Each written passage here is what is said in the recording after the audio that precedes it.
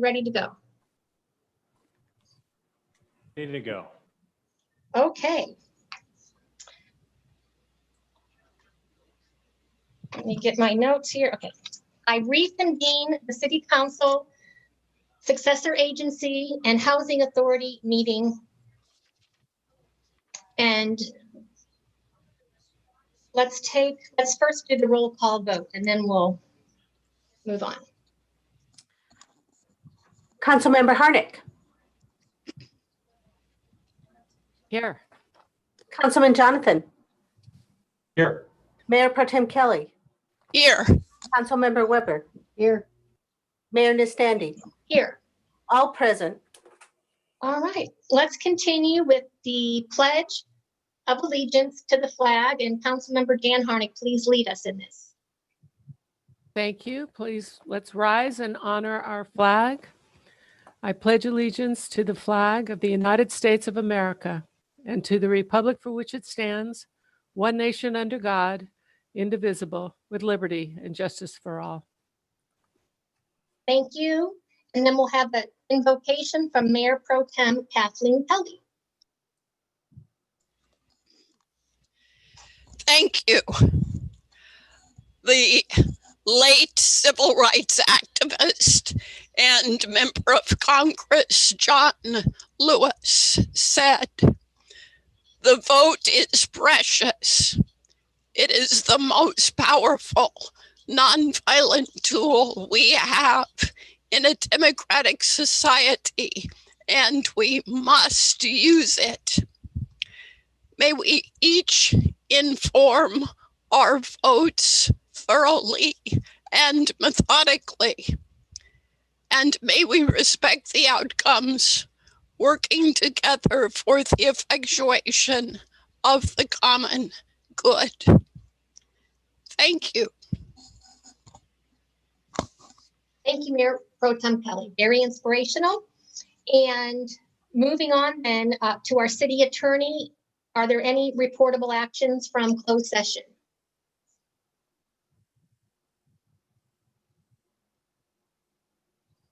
Yes, well, actually, we need to add 2 items to the closed session agenda, which we discussed in closed session. We'll need a 4/5 vote. Both of these items arose after the posting of the agenda and they needed immediate attention. The first one will go on the agenda as C2. It's Rodriguez versus City of Palm Desert, Riverside County Superior Court case number PSC 2004097. The second item will go on the agenda as D1, conference with legal counsel regarding initiation of litigation pursuant to Government Code Section 54956.9 D4, one potential case. So I'd ask that the City Council add both of those items. You can do it with one motion with a 4/5 vote. Thank you. So moved. Second. All right, we have Councilmember Jonathan gave the second. So let's do a roll call vote. Councilmember Harnick. Yes. Councilman Jonathan. Aye. Mayor Pro Tem Kelly. Yes. Councilmember Weber. Yes. Mayor Nistandi. Yes. Motion carried to add those to the closed session. Okay, thank you. And now we're going to move on to presentations, and we are going to be greeted by our new CAL FIRE Chief, Bill Weiser. I hope I'm saying your last name correctly. Welcome. Thank you very much. It's a pleasure to see everyone here. Mayor, City Council, City Manager. I just wanted to put more of a face to the name. I'll let you all know and see who I am. It's a pleasure to be here with you this afternoon, and I look forward to continuing serving the city as in any way that you see need. That was short and sweet, and thank you very much. And do I pronounce your name, last name, is it Weiser? Is that correct? Yeah, that's correct. It's Weiser. I was appointed as the county fire chief on August the 4th. Well, we welcome you to our city, and we're happy to have you. Absolutely. Thank you very much. And you know that I look forward to seeing you all in person sometime soon. Absolutely. Okay. Thank you. Okay, we'll move on to the consent calendar, and all matters listed on the consent calendar are considered to be routine. Mayor Nastandi, we're on non-agenda items, We are on non-agenda items, public comment. which is an opportunity for the public to speak on issues that are not on the agenda for a maximum of 3 minutes per speaker. And City Clerk, do we have anybody wishing to speak? Yes, we do. Gloria is handling those. She will elevate them. Okay. We have some on the waiting. Okay, thank you, Gloria. Well, we do have several attendees waiting to speak. However, I don't see any that requested a link for oral communications. So there aren't any just yet. Okay, well, this is the time and place. In the meanwhile, Madam Mayor, we did have one item that was submitted in writing by Andrew Foster, who stated that he urges the city to support Proposition 16. Thank you. Okay, now we will move to the consent calendar. All matters listed on the consent calendar are considered to be routine and may be approved by one motion vote. Madam Mayor, before you get to that, please. Mhm. Item number 4 on consent, the appeal of the conditional use permit. The applicant has withdrawn the conditional use permit application. The appellant, however, John Henning, is the appellant in this case, and I would imagine that he would concur to withdraw the appeal as well, since it's, I guess, basically moot. Okay. But he may be on the line. Gloria, is John Henning on the line for number 4, and does he concur to withdraw the appeal, or? Mr. Henning did request a link. However, he is not logged in. I suppose Okay. he received the notification of the withdrawal. Perhaps we can pull that and then address it if he does call in and move the balance of the consent calendar. I'll Sure. take that as a motion. Just, we have a second? sorry. I thought there'd be an opportunity to pull items. I'd like to, Sorry. I'd like to pull item number 7, please. Number 7, okay. Anyone else? Okay, so then we'll have a new motion to approve the consent calendar with the exceptions of item 4 and item 7. We have a motion, and do I have a second? Second. All right, maybe have a roll call vote. Councilmember Harnick, Yes. Councilman Jonathan, Yes. Mayor Pretend Kelly, Yes. Councilmember Weber, Yes. Mayor Nastandi. Yes, Motion carries for the remainder of the consent calendar, 5-0. okay. And then Gracie, just let us know when Mr. Henning gets on the line, if at all. And then we'll discuss item 7. Councilmember Jonathan. Will do. Thank you, Mayor. So item 7 is a recommendation from staff to increase the contract with the company that provides building plan reviews and inspections. They're currently at $150,000. Staff is seeking an increase, a doubling of that contract to $300,000. I don't know, and I'm curious about my colleagues, but I've received more complaints in the last few months about processing of plan reviews and inspections than probably the last several years. And these are complaints from reasonable, good partners that in the past have been very proud of how Palm Desert has functioned in this regard. So I'm concerned, and I'm wondering, you know, for a contractor, and much of those complaints, I should say, stems with having an outside service that's not in town, that doesn't seem to be as responsive, doesn't seem to care, does not have that connection, sends back plans and says, you need to correct this item.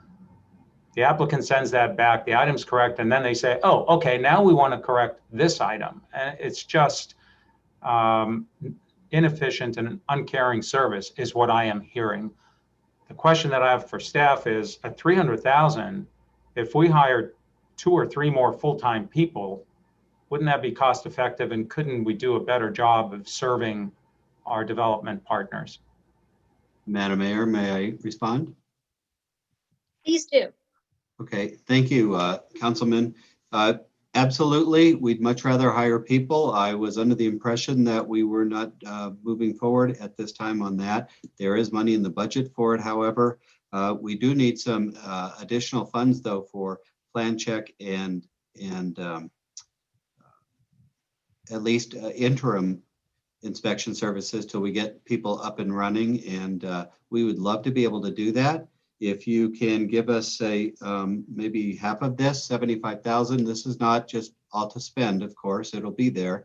But we would put those jobs out and fly them as soon as tomorrow and look to hire people. And I completely agree with you. In-house inspections provide more personalized and a higher level of responsible service to our residents and our businesses. And I've heard those complaints also, and we are working on those, and I'm working on those, so we've got it. Yeah, Russell Grant and I are working closely together. Okay. Yeah, I appreciate that very, very much. And Sure. yeah, these experiences, that these developers are having are not who we are. So to the extent we can correct it soon, I'd be very appreciative of that.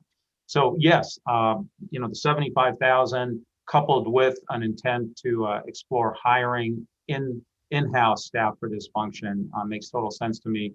And I would move for approval of this item with those revisions. Not so much just explore, but just allow me to fill those positions. And Even better. Russell Grant's our building official would very much appreciate that, and he doesn't want that kind of a perception either. So trust me, we're happy. Thank you. Assuming it passes. Very good. We have a motion. Is there a second? So Second. moved. All right, and we have a second. Roll call vote, please. Councilmember Harden, Yes. Councilman Jonathan, Aye. Mayor Pro Tem Kelly, Yes. Councilmember Weber, Yes. Mayor Nastandi. Yes. Motion carries 5-0. Okay, so then we still have one consent item held over, and we'll leave item 4 off the table. And if we don't hear from Mr. Henning by the end of the meeting, then I assume then we'll vote on it. Correct? I If, believe the item is withdrawn from the consent. Okay. All right. But- So then moving along, we'll go to the action calendar. I don't know if everybody's noticed our agenda has been shortened in terms of redundance. So instead of having old business, new business, everything's under action calendar. All right, so the first item under here, item number 10, actually, provide direction on the placement of art in the San Pablo roundabout. And this has been continued from our meeting of September 10th. So may we have a staff report? Yes, good afternoon, Honorable Mayor, members of the City Council. Today we're requesting direction on the placement of art in the San Pablo roundabout. As you mentioned, this item was continued from the meeting of September 24th so that staff could have time to review the design documents. So you have the report before you, and we'd be happy to answer any questions that you have. All right, are there any questions of staff? Councilmember Jonathan, yes, I thought you would, since I think you have something to say about this issue. Well, what I have to say can wait, but this is an opportunity for questions. And I do want to, I do have a question for Ms. Lawrence. Ms. Lawrence, good evening. How are you? Good, how are you? Very well, thank you. Good, good. So, I think the matter was continued to ask, staff was directed to research options. And I'm not sure that I entirely saw, I guess what I had expected was, well, you can put art, you can put landscaping, you can put a water feature. Here's the cost. Here's the pros and cons of each of these options. So did I miss something, or maybe there was a misunderstanding about where we were going with this? My understanding was that we were going to review the design documents to see what had potentially been proposed and then bring that back to the City Council. Ryan, do you have anything to add? No, but that was my impression as well, with 2 meetings in between. There's not a lot of time but to research what the council had taken action on, which is reflected in the staff report, where we definitely acknowledge that the council has not taken specific action on this. If we have direction to research, I'd love to. Councilmember Harnick. So I have a question. I know when we approved the construction management contract for San Pablo 2.0, the roundabouts are wired for art, and it states that specifically. My question is, was that roundabout wired? Does it have the electrical wiring we need for everything like that? Okay. Yes, it does. Okay, thank you. Just a follow-up question to that, that the council member Harnick brought up. Do we have the infrastructure for other options? For example, if we simply wanted to landscape the center, is there irrigation and water going in there? So there is irrigation. There is not sufficient in Public Works estimation. There's not sufficient water for a meaningful fountain. Irrigation for planting materials, yes. Fountain, probably not. And do we have an estimated cost of the artwork? Would you refresh my memory? The call that we put together was for the sculpture would be $125,000 was what we put out there. Thank you. Okay, seeing no other questions, I'll open it for discussion. And again, Councilmember Jonathan. Thank you. And, again, I may be in a minority here, and I may certainly not be in the right, but I have concerns about spending $125,000 at this time for a sculpture that might be an impediment to the view corridor for cars going around in the circle. Because as it's presently worded, I think it's something like it does 25-foot height limitation. So I have some issues with that. And I've looked at other roundabouts, both locally and then in other places. And the roundabout that we have has some sort of paving around the perimeter, and then it's open in the center. And it occurs to me that, at least for the time being, until we're through this pandemic and this budget crunch that we're in, that maybe we can landscape the center and then revisit a sculpture when times are a little bit better. Like I said, I may be alone in that thinking, but I'm curious what my colleagues think. Councilmember Harnick? How much money is there in the Art and Public Places Fund? We have approximately 1.3 million in the Art and Public Places Fund at this time. Thank you. And I too did a lot of research. In Bend, Oregon, they even have a tour of art in their roundabouts. I guess it's quite a thing other places. And I know, as I mentioned in the last meeting, there was some great stuff in Scottsdale. I think it would be a tremendous asset. It's certainly Palm Desert's brand to have art in public places. And it talks about the fact, there was one article that I read that talked about the art and a roundabout, both together create a traffic calming effect. So, I think it's a tremendous asset. I think it will be the frosting on that cake that is San Pablo. And I think we should go forward with it. I think it's good timing to do it. And I know, Sabby, you had mentioned about screens popping up and down for viewing, which sounds fun, but in 120 degrees, I wonder about the efficacy of having electronics. But we could always rent things and put them there for viewing times, which would be great. Councilmember Weber? With regard to Councilmember Jonathan's comment about blocking view, I would imagine that when the call for artists went out, they're very clear that they can't block driver's view. So it's not going to be like a 20 by 20, 30-foot tall wall.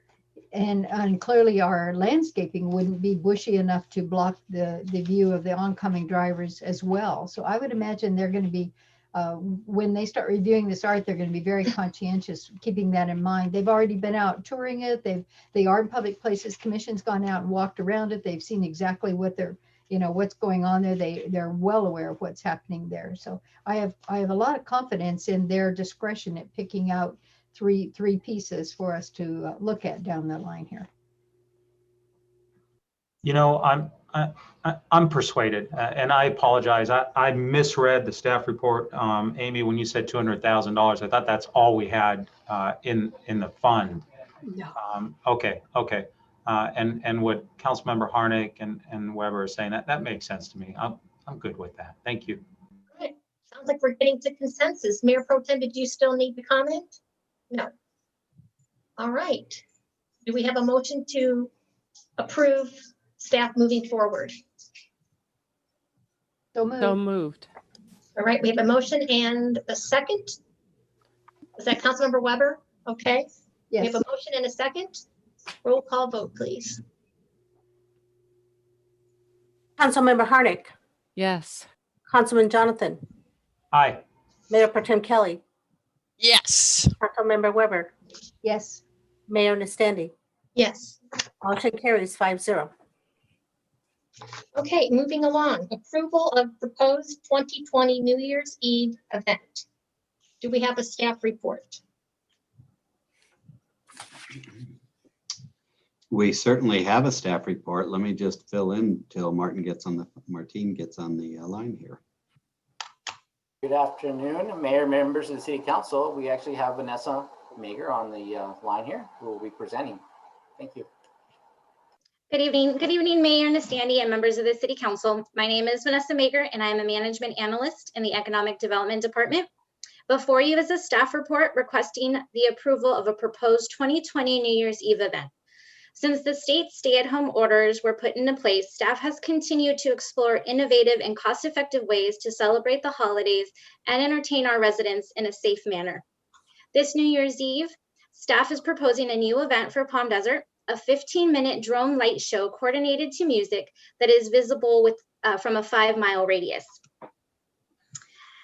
This event can be enjoyed from all over Palm Desert. It makes it easy to maintain social distancing. It is state and county approved. It also promotes opportunities for our local hotels, restaurants, and businesses to maximize their New Year's Eve business. We believe that this new innovative form of entertainment would be a great way to help the community say goodbye to 2020 and welcome in a new year. And I'm happy to answer any questions that you might have. Okay, Councilmember Jonathan. Thank you, Mayor. Quick question for Ms. Mager. And by the way, I went and saw the video and very impressive, just amazing.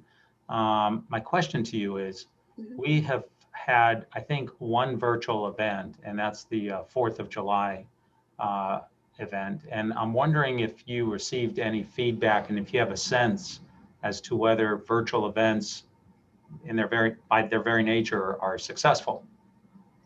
Well, virtual events for us was a one-time event so far, but we have seen a lot of our community partners that have been having virtual events. They are not obviously the same as our traditional events. They're not seeing the exact numbers. The great thing about this drone light show is can be done in a virtual way, but also in person. So you're able to view from outside of your home. You can park in one of our parking lots. So we would like to partner with like Westfield Palm Desert and the Gardens on El Paseo, the McCallum Theater, where cars would be able to park every other car spot and view from the comfort of their car. Again, in a safe social distancing manner. So that's kind of the great thing about this drone show is it's a 2-for-1. So if people do want to be inside their home and watch the event, they can, or if they would like to venture out into the open air and have a little bit of tradition in a new form, they're able to do so. Do you have a sense whether 4th of July was successful? Did we get any kind of feedback or do any kind of survey? We received some feedback, and while people were very grateful that we tried to create some other type of way to celebrate, they of course did miss your traditional fireworks display.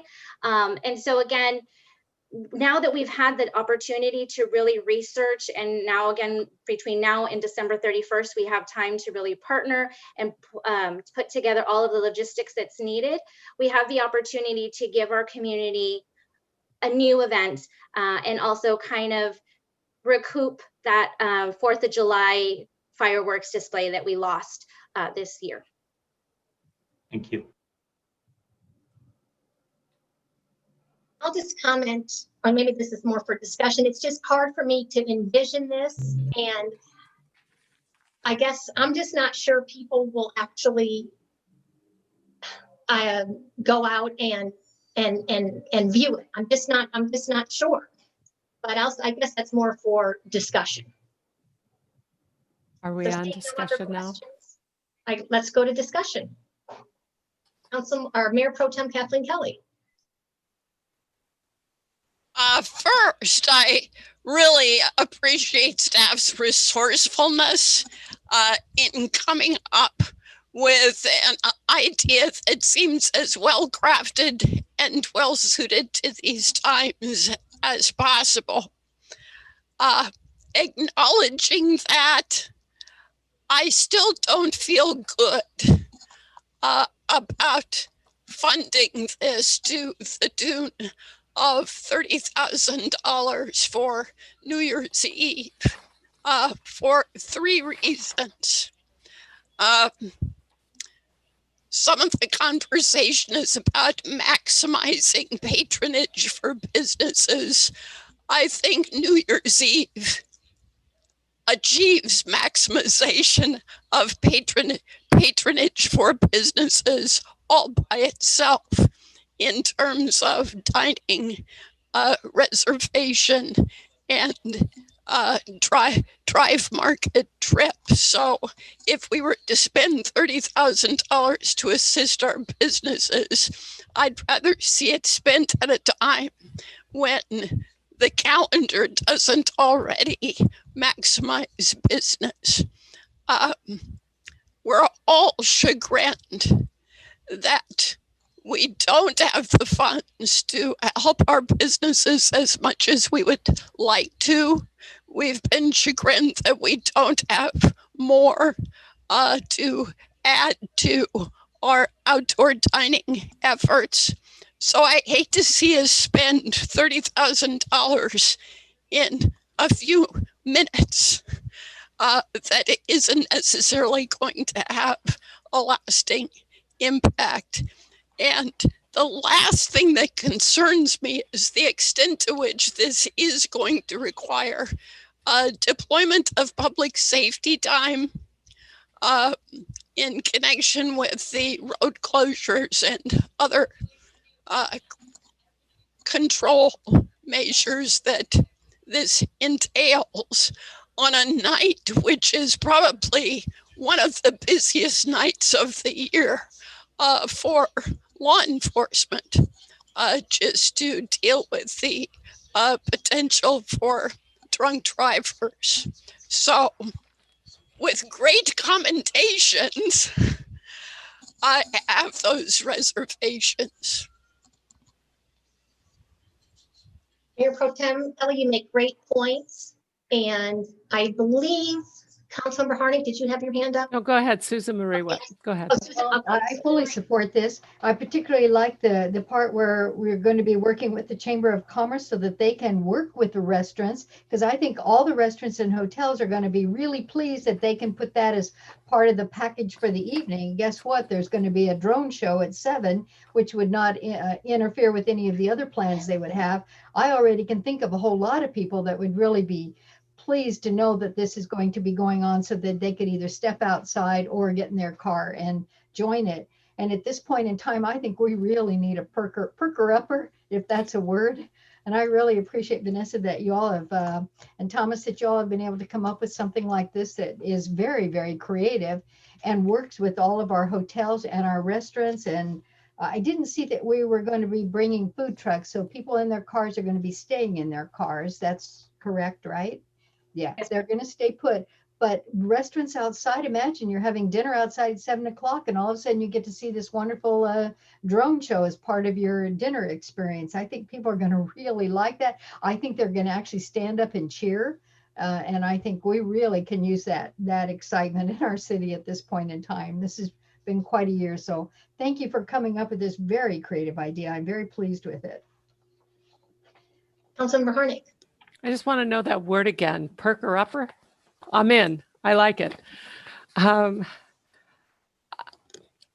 really impressed. It's creative. And I know that economic development and marketing, you're working overtime, doing your best to support our community in every way you can. And I view this as something that perhaps might help leverage the 3 nights for 2 that our hotels are doing. And I also really view this as a community event. I know there's a lot of people who don't go out for New Year's Eve. I am one of them. So at 7 o'clock, if I can look out and enjoy something like this, it would be wonderful. And I appreciate the comment about public safety, but 7 o'clock, generally public safety is not having to work too hard. It comes a little later in the night for that. And I don't see where that would really create a public safety issue. I look at it as something we do need to uplift our community. And if we can if the families can enjoy it, who knows, maybe this will be the first opportunity we get to close off San Pablo and have a viewing area there. Let's make this a community event. And when we look at all these other events that we will not be providing the funds for to sponsor this next year, the end of this year and next year, most likely, to take this amount of money to really kind of make the community feel a little better and to lift spirits and to mark the end of 2020, I think it's a great idea. And we're looking at $30,000 with a possibility of an additional $10,000. And it's unique. No one else has done it in our valley. And if you did get a chance to go look at that YouTube and other ones too, I mean, it's a great concept and they're fun, it's exciting, and it's certainly forward thinking. So I support this. I think anything we can do to lift our spirits in our community and families and guests and our residents, I say we do it. Thank you, Councilmember Harnick. Councilmember Jonathan. Thank you, Mayor. So I agree with everyone. I had and still have the same concerns that Mayor Pro Tem has about spending $30,000 at this point. By the way, I'm really glad to see that 7 o'clock is New Year's Eve in Greenland, Rio de Janeiro, and Guyana. I've been having to wait till 9 o'clock New York time. Now I can celebrate at 7. This is great. So here's the thing. I have concerns about the impact. Would this be a good use of $30,000? And I just love the innovation that's coming from staff. It's what we've asked for and you have delivered. I did view that video and it's quite amazing. I wonder if there's time to further explore what is tentative in the report. I'd feel better about this if we did have viewing areas such as Westfield and closing down either San Pablo or El Paseo or both, and truly make it a community event. Or bring food trucks to the park. But, to just kind of put the word out that, hey, look up in the sky at 7 o'clock, it's gonna be really cool. I have concerns about that. The other question that I would have is whether or not we've explored bringing in partners financially. The answer may be no, but in the past, Rancho Mirage and Indian Wells have participated financially in certain community events, such as 4th of July fireworks. I know there's been some reticence recently, but if we could get lucky and have locations for the public to gather, and we had partners, whether that's Rancho Mirage, Indian Wells, or perhaps Westfield or some of these other commercial, gardens on El Paseo, it would, to me, A, make it more palatable from a financial standpoint, and B, make it more likely to be a success. So is that, Vanessa, a possibility? Do we have time for that? And then, or can we make approval subject to that? What are your thoughts on that? Yes, we definitely have time to find sponsorships. Of course, we wanted to make sure that this was something the council would even consider before going out to seek financial dollars from any of our local partners, as well as before we presented it to, again, our partners like Westfield and the Gardens on El Paseo. We feel that both of them would be completely on board to partner for something like this, again, as our community is just looking for something to have a positive experience. With regards to closing San Pablo or El Paseo, we can definitely take a look at that. We want to also be mindful of the fact that the proposal before you is a total of $30,000, $20,000 for the drone with $10,000 for additional costs. Closing down streets, of course, will increase that, as well as if you close that down, we really should be doing our due diligence to provide police in those areas, or monitoring and making sure social distancing and whatever other guidelines are still put in that place are being adhered to. So again, creating these spaces where you're able to view from your parking, from your vehicle, kind of helps us eliminate that. It's easier to have, you know, a Westfield security guard, or just have one guard there that's helping assist with parking, and then not necessarily really having to monitor travel and things like this, because we would not have food trucks. Unfortunately, we also can't have food trucks at this moment because Riverside County Health is not approving any of those permits at this point, because special events in that nature are not allowed. Currently, what you can do is drive in and drive through events. And so doing this drone show provides just that. It's a drive-in experience, or a sit in your front yard or backyard and watch. Councilmember Harnick. Okay, so I love the ideas of creating a sense of place, and we have to remember as we talk about this that the viewing radius is limited. So we are somewhat limited, but I'm sure the JW might be a potential sponsor as well. But I love the idea of what Councilmember Jonathan said, that, you know, the deck of the parking structure at Westfield might be a perfect place. Lupin could be great. It's already done. I mean, that's got potential. So I think there are potentially great places for people to safely and, you know, using personal responsibility, common sense, going by the guidelines, where they can gather and enjoy something like this and have a nice moment. So I love the idea of creating the places, and San Pablo may be too much as far as then creating more cost, but certainly Lupin's already there. The top of the parking structure's already there. So maybe there are some ways we can look at that. And there's a Desert Willow could offer a golf at 7 p.m. and watch the drone show, huh? Are they? That's a creative idea. So the only, if I could just add to the conversation, and I do want to thank Vanessa and Thomas and Martina and the whole economic team and marketing team for all your thinking outside the box work that you're doing. I just also want to just bring to everybody's attention, I don't know about my other council members, but I am still getting restaurant owners contacting me. The most recent was a Guadalajara Cafe. They might go out of business. The owner asked if there was even a couple of thousand to help him do an outdoor dining deck. And I know there's more owners like Guadalajara Cafe that just need a couple $1,000 to get that outdoor dining deck. And so I'm weighing all of that, because I know I've reached out to staff and I've asked, is there just a couple of thousand we can spare? And I'm getting the answer back as no. So that's what I'm having a hard time grapple with. Are we getting the biggest bang for our buck? And I'm all for having a sense of community and looking up in the sky. I just want us all to consider it. But if What line item does this come from?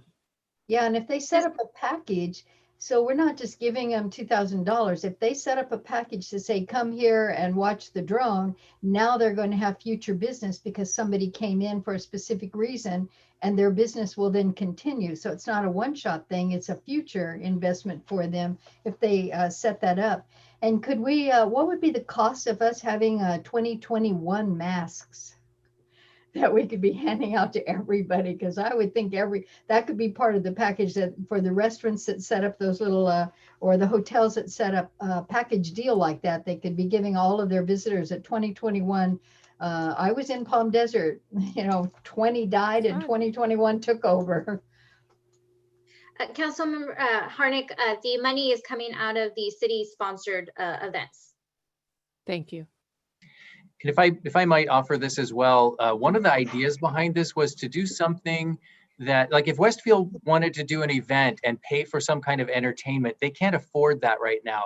But if the city is providing something that they can program alongside, it takes away part of that expense for them. It makes it more reasonable for them to actually have an event up on the parking deck or Westfield. So that was part of our thinking, was how do we do something that can be broadly enjoyed, so that if Hotel Paseo wants to do something, if Tommy Bahamas has people on their patio, it can be everybody within that radius has the opportunity to program against it. So the idea was this, our thinking was if council wanted to foot the bill for this, and we understand that all of your concerns, we had the same questions as well. So it's why we brought this for your consideration.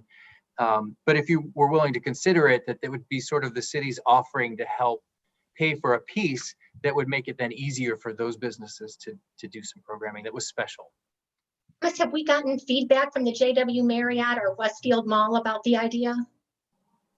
Everybody that we mention it to loves the concept and is happy with the idea. We haven't brought it specifically to the JW Marriott. We anticipate they'll be doing a lot of their own programming, but the feeling is sort of everything helps, and everything that can bring the attention of the valley to Palm Desert is helpful. So it's helpful not only for that night, but even, we're finding for Halloween, people are talking about Palm Desert because we're one of the few cities that are doing anything.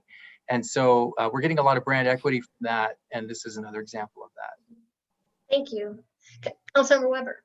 So on our website, we would be saying we're, welcome to Palm Desert for a New Year's Eve. Would we be listing all of the restaurants and hotels that would be setting up functions? So that would be free advertisement for those businesses as well. Is that correct?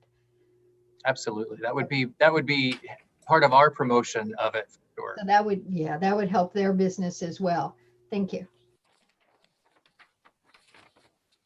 Okay. I see Councilmember Jonathan. Thanks, Mayor. I think there's enough potential upside that we need to take a shot at this and hope for success.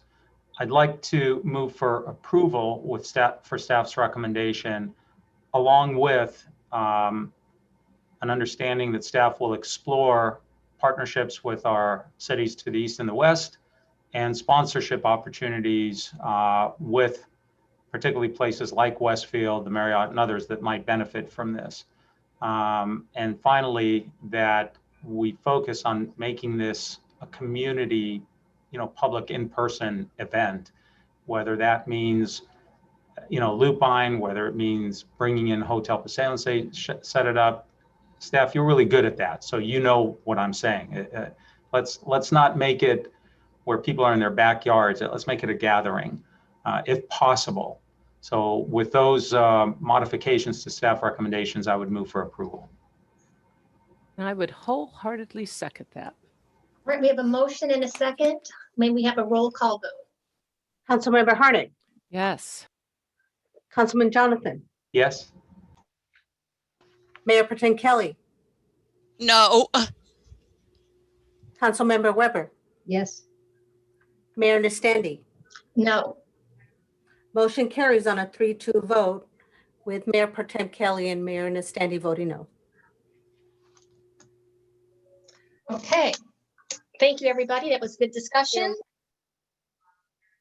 We'll move on to item 12, award of contract for One Quail Place roof repair and Candlewood Apartments roof replacement to Best Contracting Services, Inc. in the total amount of $1,248,666. Contract number HA 40260 and authorization to use Garland BBS, Inc. for the purchase of roof materials and supplies in the amount of $511,164.19. Contract number HA 40650. May we have a staff report, please? Good afternoon, Madam Chair, members of the board. This is a PDHA item. So This is actually my first time presenting to you as the board. We have before you a recommendation for award of a construction contract with ancillary items. There are 7 actions within the minute motion that we're recommending to the board today. The Housing Commission reviewed these items at their meeting on October 7th and unanimously recommended to the board approval of the minute motion as presented to the board today. Essentially, the project consists of roof replacement and repairs at Candlewood Apartments and One Quail Place properties. The board received 6 bids, and unfortunately, the lowest bidder did not submit the hard copy of the bid bond per the instructions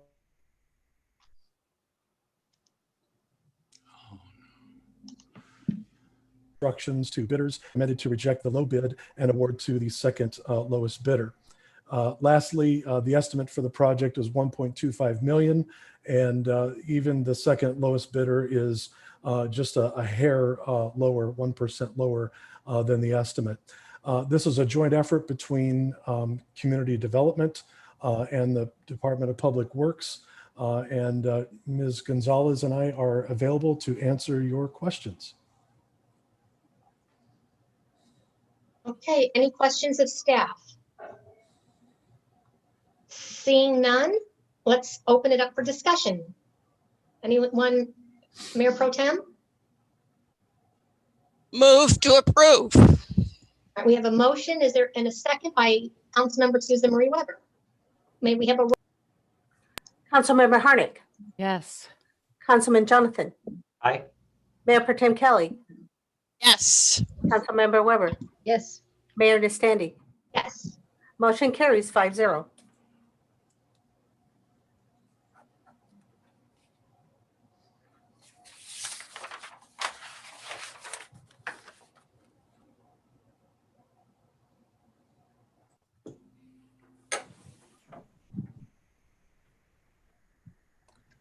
Did we lose the mayor? I don't see her on my screen. She'll probably log back in. Maybe the Mayor Pro Tem wants to step in to move forward with the agenda. I got logged out, so I'm back. All right, so we'll move on now to award, item 13, award of contract for construction management services for President's Plaza East and West parking lot improvements to South Star Engineering and Consulting, Inc. in the amount of $853,960. Project number 758-14, contract number C37040B. And we have a staff report. We do. Honorable Mayor and Council members, the item for you tonight is the award of the construction management services contract to South Coast Engineering for the President's Plaza East and West parking lots. Few updates on the project. The project plans are complete. The design engineer continues to work with the outside agencies to verify that the standards are consistent with any updates they have, as it's been a while since the plans were ready to go. The engineer is also coordinating with the utility companies and working on the utility relocations to have them begin prior to the beginning of construction. These include electrical, water, and gas. As you recall, the utilities are a major part of this project. It's pretty much pavement over utilities. The current BID, the Business Improvement District, was updated in June of this year, and it will need to be updated again to reflect the updated maintenance costs of the new improvements. Staff from several departments will be working with the business owners on this over the coming year. The project is currently on schedule to be put out to bid in early January, with construction to begin early to mid-April upon the conclusion of season. And with that, staff recommends approving the construction management services contract to South Star Engineering, and I'd be happy to answer any questions on this item or on the project in general. Thank you, Mr. Garcia. Any questions? Mayor Pro Tem Kathleen Kelly. Yes, I have 3 questions. So would South Star be responsible for all the signage in connection with the project that lets the public know what's happening and how they can still access businesses? The requirement for signage are in the plans, so the contractor will be required to place the signage. South Star will coordinate the timing and location of that placement. And is it the intention for staff to retain a relationship, achieving some oversight over that issue? And I'll just show my cards and explain why I am asking those questions. The signage for San Pablo, flashing lights saying, in essence, delays ahead, might just as well have said turn around and go the other way, because it totally and completely discouraged people from striving to reach businesses. So can you assure me that we're going to do a better job this time? Absolutely. I think assurances have been given, yes. It will be given as well. Yes. Staff is going to coordinate with the other departments, economic development, community development, right, to make sure that everybody is on board and can help us help the contractor and the CM firm work with the businesses so that everybody knows that they're open during construction. And how to get to them. I don't want to feel like I'm on Mr. Toad's Wild Ride, being told to stop and turn around. Understood. What's wrong with Mr. Toad's Wild Ride? Great points. Very good points. Anyone else have questions of staff? Councilmember Jonathan. Thank you, Mayor. Just to confirm my understanding, Mr. Garcia, I asked the question and you answered, and I want to confirm my understanding is correct. The original budget for the project was around 9.5 million. We're now at around 9.3 million. So the award of this contract would not increase the budget. In fact, so far, knock on wood, we're a little bit under the original budgeted amount. Is that accurate? That is accurate. The costs we were able to negotiate the cost for the CM services down from the original estimated amount, saving about 200,000. Excellent. Thank you. Good job, by the way. Yes, good job, Tom. All right, thank you. So seeing no, Councilmember Harnick. So I'm really happy to see that we're moving forward with this. That makes me feel good. And I know that all of us get a lot of comments and questions from the business owners along there. So it'll be nice to be able to give them an answer that will be encouraging to them. I have one question. I'm wondering, just knowing that the RFP process is so long, and if we hit a glitch, we could then fall behind on schedule. And I like the idea of doing it April. I think that's great, especially since you said it would be 300 calendar days to complete this project.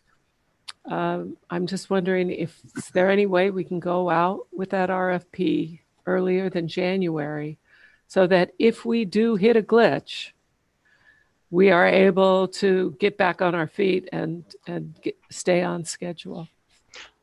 There could be. We are one of the items that came up in the negotiations with the CM firm was some efficiencies they could find in the scheduling, which would reduce 300 calendar day. Oh, great. Construction schedule.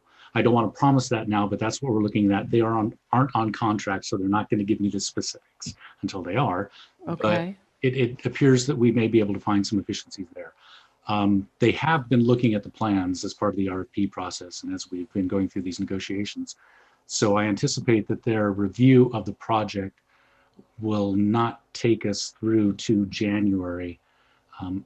If all goes well, we may be able to come back to the council in December with an authorization to bid. And if we are close enough on the plans, we can come to the council in December with a fairly ready set and get authorization to bid on that, on a complete set that will be developed and put out in the next, within a week or two after the council gives approval. So I beg you to push for that, because this has been a really an open wound with those business owners. And I can't, I have to say, ditto on the signs. That was a little bit of an issue.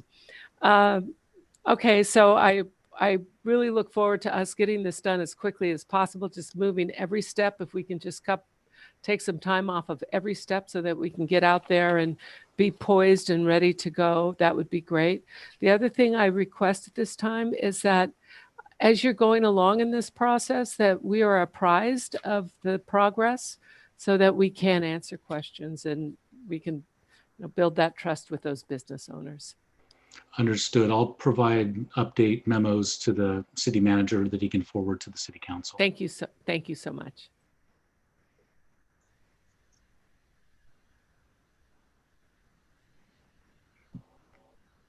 No more raised hands for questions of staff. Open for discussion. Do we need any further discussion, or are we ready to make a motion to approve? So moved. Second. All right, with a motion in a second, a roll call vote, please, City Clerk.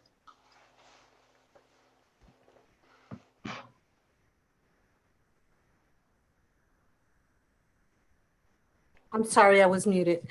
Councilmember Harnick. Yes. Councilman Jonathan. Aye. Mayor Pro Tem Kelly.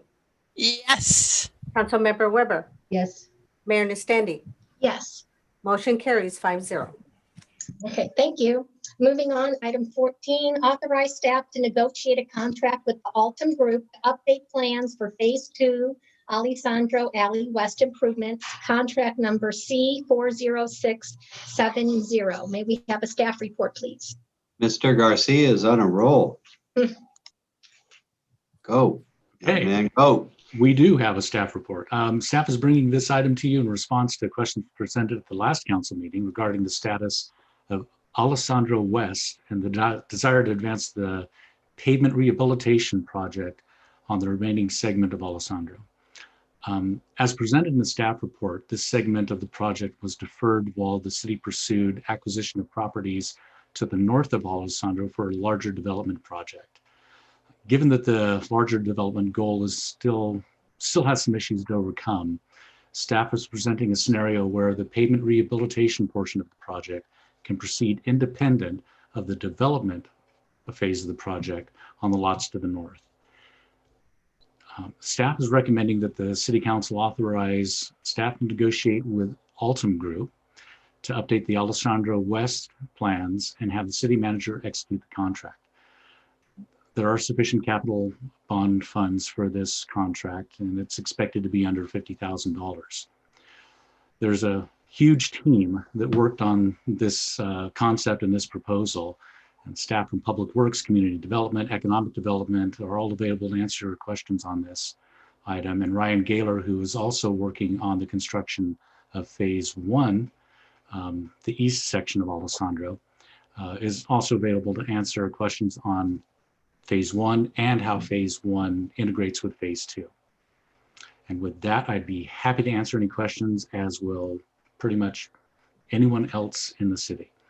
Yep. Thank you, Mr. Garcia, for you and all the staff's hard work on this very important issue. And Councilmember Harnick has a question.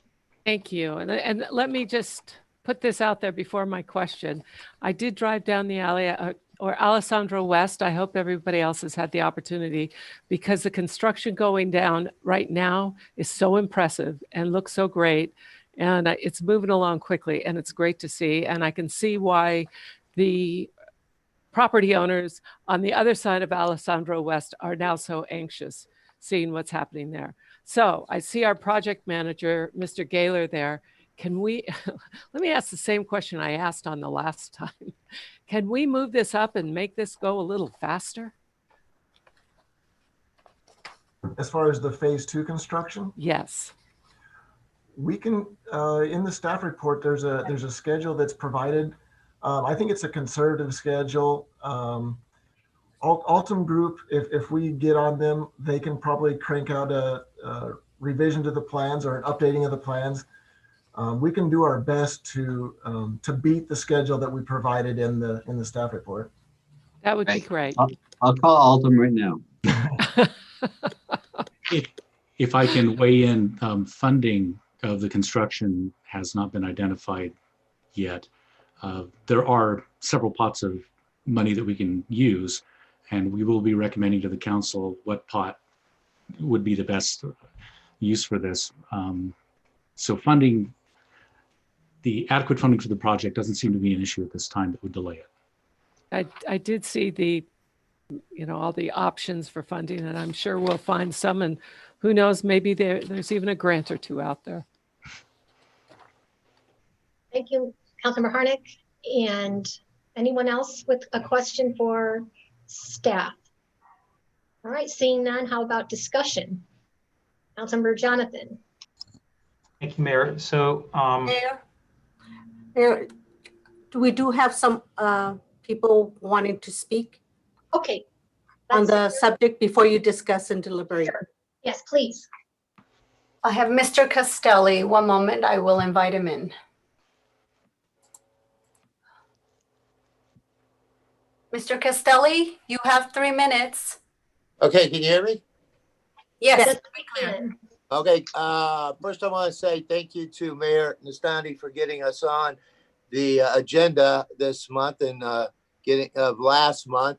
And we're all happy and all supportive of it through this neighborhood. Second, I think if we can get this going faster, since we've done getting phase 1 is great.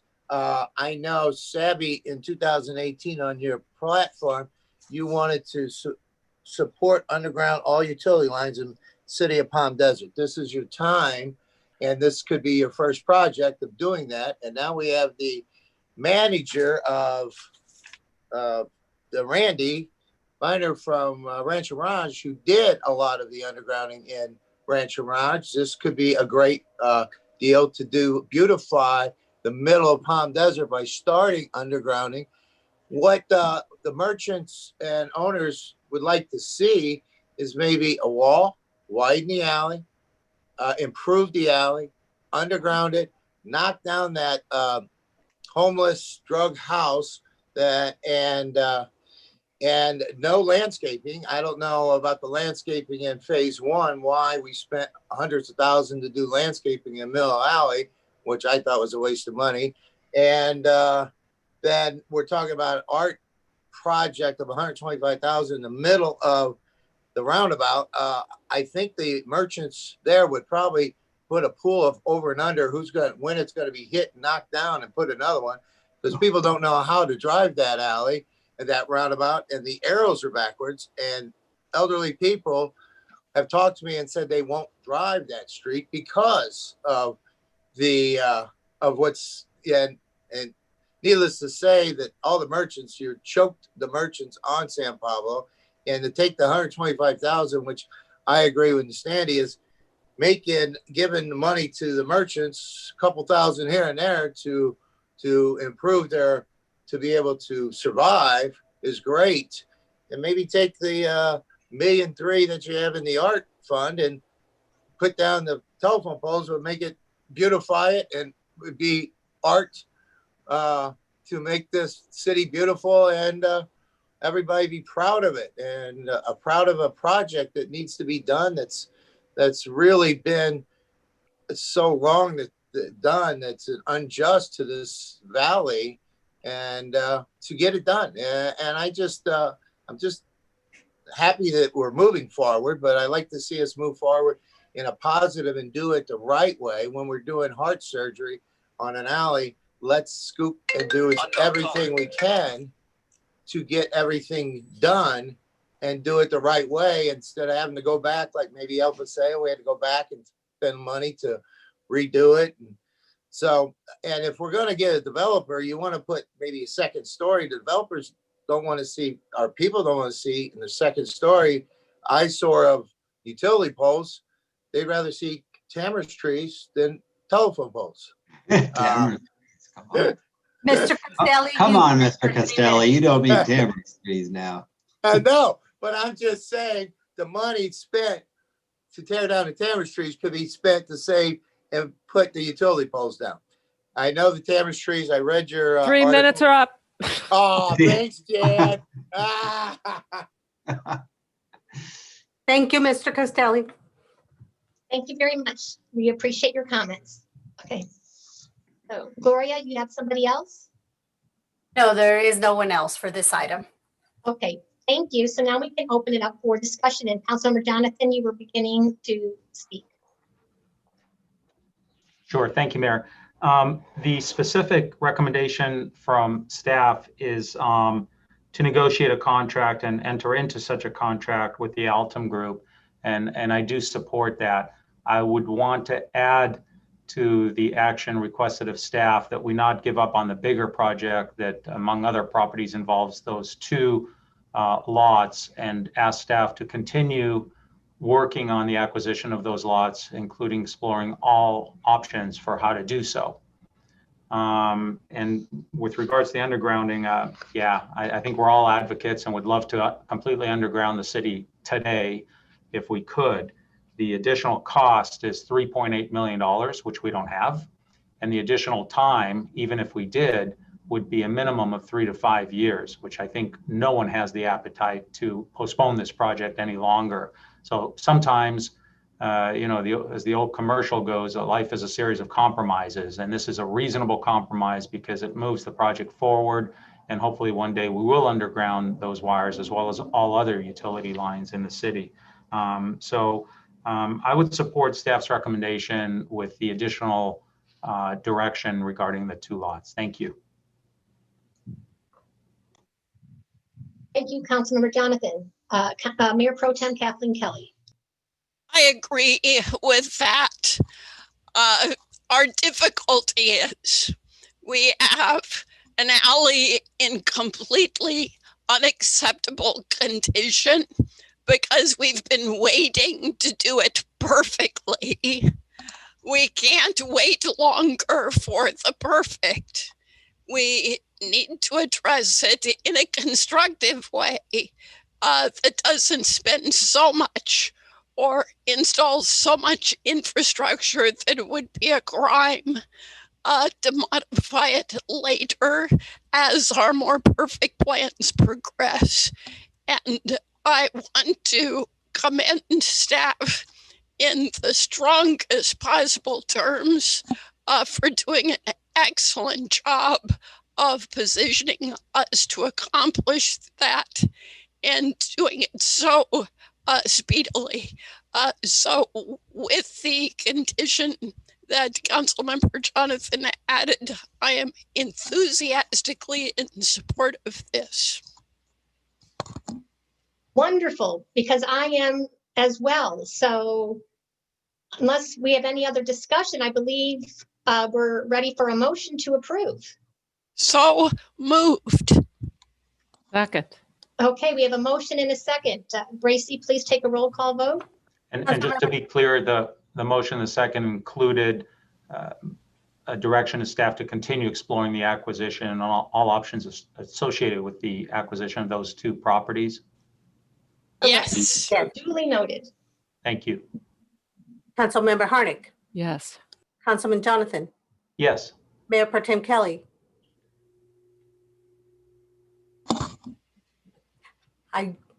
Kathleen, you were muted when you said yes. Yes. Councilmember Weber. Yes. Mayor Nastandi. Yes. Motion carries 5-0. Madam Mayor, I'd just like to thank staff.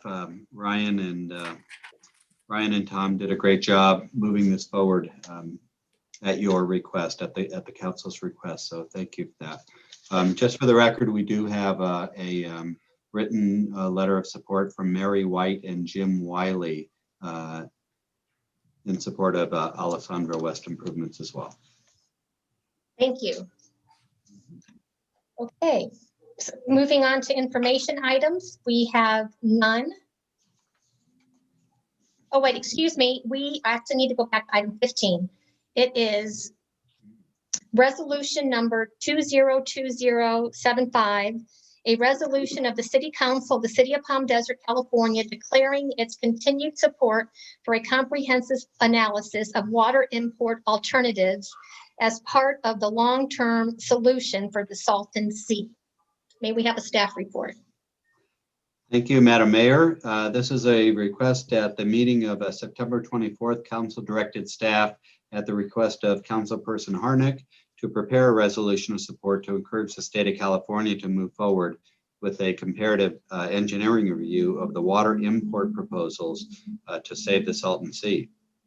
You may recall that back in 2019, at the request of the Salton Sea Authority, the City of Palm Desert passed a resolution in support of the MOU, the Memorandum of Understanding between the counties of Riverside and Imperial, to send a message of unified support to the state to expedite remediation of the Salton Sea in whatever form restoration may take for the sake of averting further environmental and economic degradation of our region as a whole.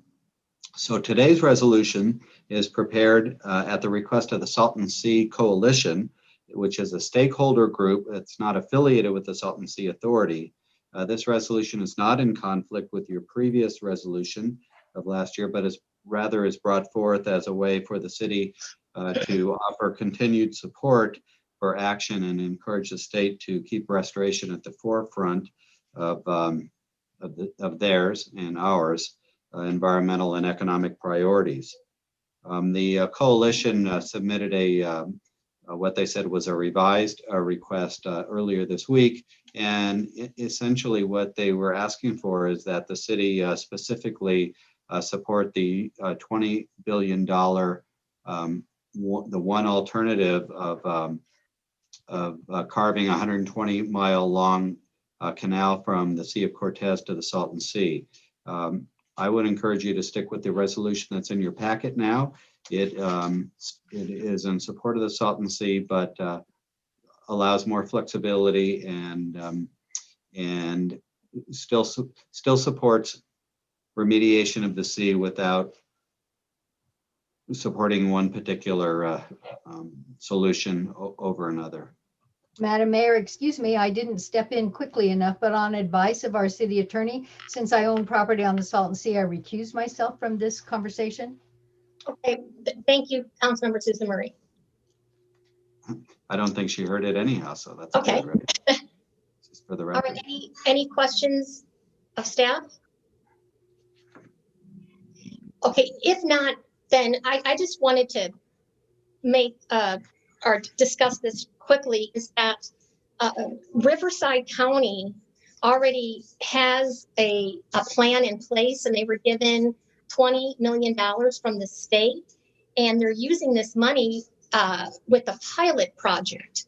And it's only for Riverside County. The Salton Sea is huge, and half of it is in Imperial County and half is Riverside County. So this only is for Riverside County. They've got $20 million, and they're taking a small section of the North Lake to build a barrier for part of the lake. And so they have an engineering firm that's going to be breaking ground on this in the next few months, and they're going to see how it works. And if it works on this small section, they have plans to expand it to the whole North Lake section. So that's already in the works. And while I appreciate Chuck Parker and his group, and the nickname for it is Pipe In and Pipe Out. Yes? No, finish. I just want you to know Okay. that when you're finished. Okay, yeah, so the Chuck Parker and his group, what's called the Pipe In and Pipe Out plan, the state did send their proposal out for an RFP, and they didn't get any response, not one. And so there's no takers for their plan, and their plan is 20 billion. And the plan for the North Lake is a lot less money and probably more feasible. So I just wanted to make those comments. Okay. So, Councilmember Harnett. So I always have very strong feelings about this. And I understand, John Benoit showed me the plans when they first came out with those. And it's better than nothing. And it's a Band-Aid because we've let it go so long. And I always start conversations about the Salton Sea with this statement, and that is that our governor stated that if we didn't do something about it, we would know the worst economic disaster we have, or environmental disaster we have ever known. And that governor was Ronald Reagan. So we've done nothing for years. All we are suggesting with this resolution is to explore options. Great, they got their 20 million, they're doing the Band-Aid method. That will work for something, and that's good. In the meantime, though, let's look at what would be real solutions to something. That's all we're saying is let's keep our minds open. And I would really appreciate us keeping our minds open as we go forward with this and supporting those with their minds open. Very good. Mayor Pro Tem Kelly, I should say. I'm not fussy. I think the key, Mayor Nastanti, is that this resolution does not take a stand as to what solution is going to be the best. It takes a stand on the importance of continuing to thoroughly explore all options by asking for comparative engineering. And that means that as more information comes to light about the county's effort, which I applaud, that there will be comparative information to help decision makers determine where to make investments going forward. So what I appreciate about this resolution, as the interim city manager pointed out, is that it does not attempt to decide now what's going to be best, but instead recognizes that the complexities of this situation and its importance warrant keeping all options in play. So I do support the resolution. I would note that Mr. Parker's group also asks us to select a representative for the engagement committee of the Salton Sea Management Plan. So we should think about that too. You make very good points. And Councilmember Jonathan, did you raise your hand? I did, but Jan, No, did you want to go? No, go ahead. Go ahead. I'm trying to see who's raising their hand first. You're doing a great job, Mayor. Okay. So I'm going to take a little bit of a contrarian view here. I think I care probably as deeply about the Salton Sea, and I'm equally concerned about the health and environmental impacts that are occurring now and will only get worse in the future. But if there's ever been a case of paralysis by analysis, this has got to take the grand prize. I've been researching this subject, and saving the Salton Sea has been studied as far back as the 1950s, and really picked up pace with Sonny Bono and so forth in the 90s. And there have been endless solutions for saving the Salton Sea. The real problem isn't coming up with more solutions. And if you haven't seen the documentary, I think it's called Miracle in the Desert, it's an eye-opener. I encourage you to do so. I don't see that adding our voice to yet another solution does anything, frankly. If we're going to be serious about taking productive action, we need to form an alliance and march down Sacramento in front of the governor's office and say enough is enough. We here in the Coachella Valley will be the most impacted, and we already are, by the adverse environmental effects. This is not enough. This is just adding to that analysis that's creating paralysis. If we're going to do something, I'd rather it be something that has a chance of being productive. So this just doesn't do anything for me. Councilmember Harnick. Okay, so I understand exactly what you're saying, Savvy, but this doesn't stop the efforts that are now being put forth by the county. Those will be done. So that will provide that. It's not stopping anything. It's just asking that we keep our mind open. And as Mayor Pro Tem Kelly said, as we go forward and we've done, as the county does their project, we may discover new things that make us look at things differently and maybe make this more the viable option, maybe say it's not the option. I think the way this was written, and it was really written so that it's broad and it's keeping our options open. And that's why I support it. It doesn't stop the progress that is finally occurring, and I think every one of us is happy to see that. But it just allows us to keep our options open as that goes forward. Thank you, Councilmember Harnick. Mayor Pro Tem Kathleen Kelly. Councilmember Jonathan, I really appreciate the perspective that you shared. The group that is bringing forth this resolution is the group that is most active, trying to bring all the governmental voices of the Coachella Valley together to do exactly what you're calling to have done.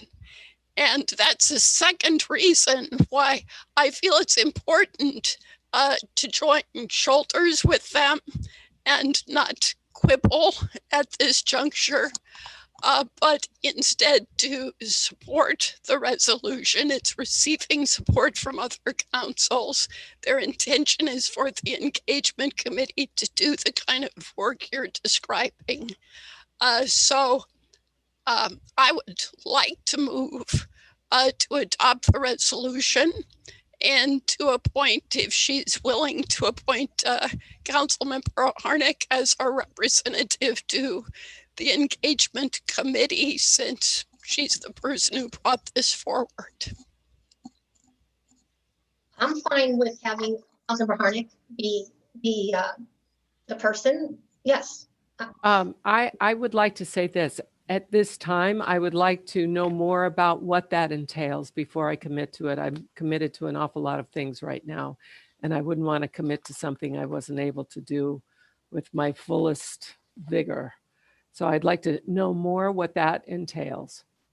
So perhaps, so that it doesn't have to come back to council, we can make Mayor Pro Tem the alternate in case Councilmember Harnick cannot fulfill that obligation. And I appreciate the comments, and I'm persuaded. I mean, I hear what you're saying. It's not going to create any harm, and it may help the cause. And you can sense I've just been so frustrated with the bureaucracy. And when we need tangible progress, when we finally need government to do something, particularly in Sacramento, and they're doing everything else out there except their job. So it's just very, very frustrating. I apologize if I was venting, but I hear what you're saying. I'll support that motion in its entirety. And I would like to say I share your frustration. And Exactly what you said. I'll triple the sentiment. So we have a motion and a second. May we have a roll call vote, please, Gracie? And that is to approve the resolution and to appoint Jen Harnick and Mayor Pro Tem Kelly as the alternate? Correct. Yes. Okay. Councilmember Harnick, Yes. Councilman Jonathan, Aye. Mayor Pro Tem Kelly, Yes. Councilmember Webb is absent, Mayor Nestandi. Yes. Motion carries with a 4-0 vote. And Mayor, I need to ask for a personal comfort break for perhaps 5 minutes. Sure. How can I say no to you? All right, so it's 5:35, 5:40. Thank you.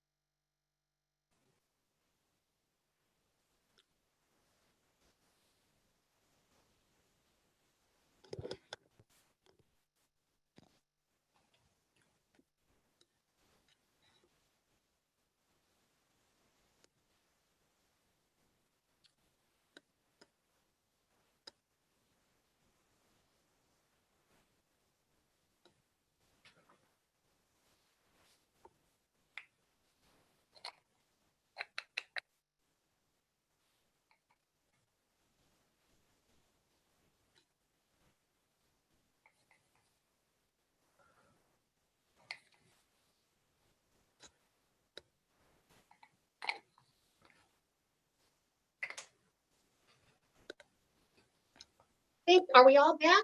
Let's see. All right. Let me count council members. Oh yeah, 1, 2, 3, 4. Yes, we're all here, so we'll continue on. And I'm gonna make sure. Madam Mayor, can I make a comment, please? Oh, sure, please. Regarding the last item, the Salton Sea resolution, the engagement committee, thank you for the appointments on that. I do have to do some research on that and just make sure that that's something that the city can and will participate on. And I know the coalition asked us to do that, and I don't have a problem with that. I just don't want to promise you something that we either don't have a place at the table or would take an act of Congress to create more capacity. Thank you. I'll bring it back to you and let you know, okay? Thank you. All right, so for information items, we don't have any, which brings us to public hearings.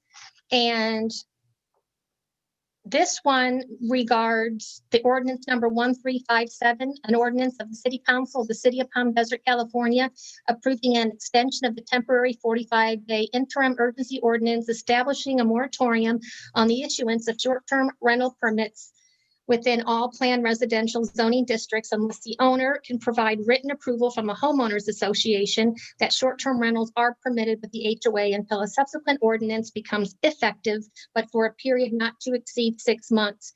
And I will be recusing myself, and if Mayor Pro Tem Kathleen Kelly would take over. Thank you very much. Thank you. May we have the staff report? Yes. Honorable Mayor, members of the City Council, can everyone hear me and see it? Yes. Okay. So on September 10th, 2020, the City Council implemented a 45-day moratorium on issuing short-term rental permits within the planned residential zoning district unless the owner can provide authorization from the homeowners association. At that meeting, it was directed to reform the short-term rental subcommittee. This includes council members Kelly and Jonathan, as well as staff, to examine the short-term rentals in the PR zones, mainly the non-gated ones. So just a refresher, these are the kind of the 4 non-gated outliers that are PR that kind of function as a single-family neighborhood. Hoveley Lane West, non-gated, cul-de-sacs. This is where a bulk of the complaints occurred. Deep Canyon, Magnesia Falls, again, this is non-gated, this little section here. Out in the north area, you have Gerald Ford, Portola, Frank Sinatra, Shepherd Lane, this neighborhood here. Then the last one is the Grove, which is Deep Canyon and south of Fred Warren. So the next steps of what we're here tonight is the short-term rental subcommittee is requesting to extend the current moratorium for six months, or if there's a new ordinance, then that new ordinance would sunset the moratorium.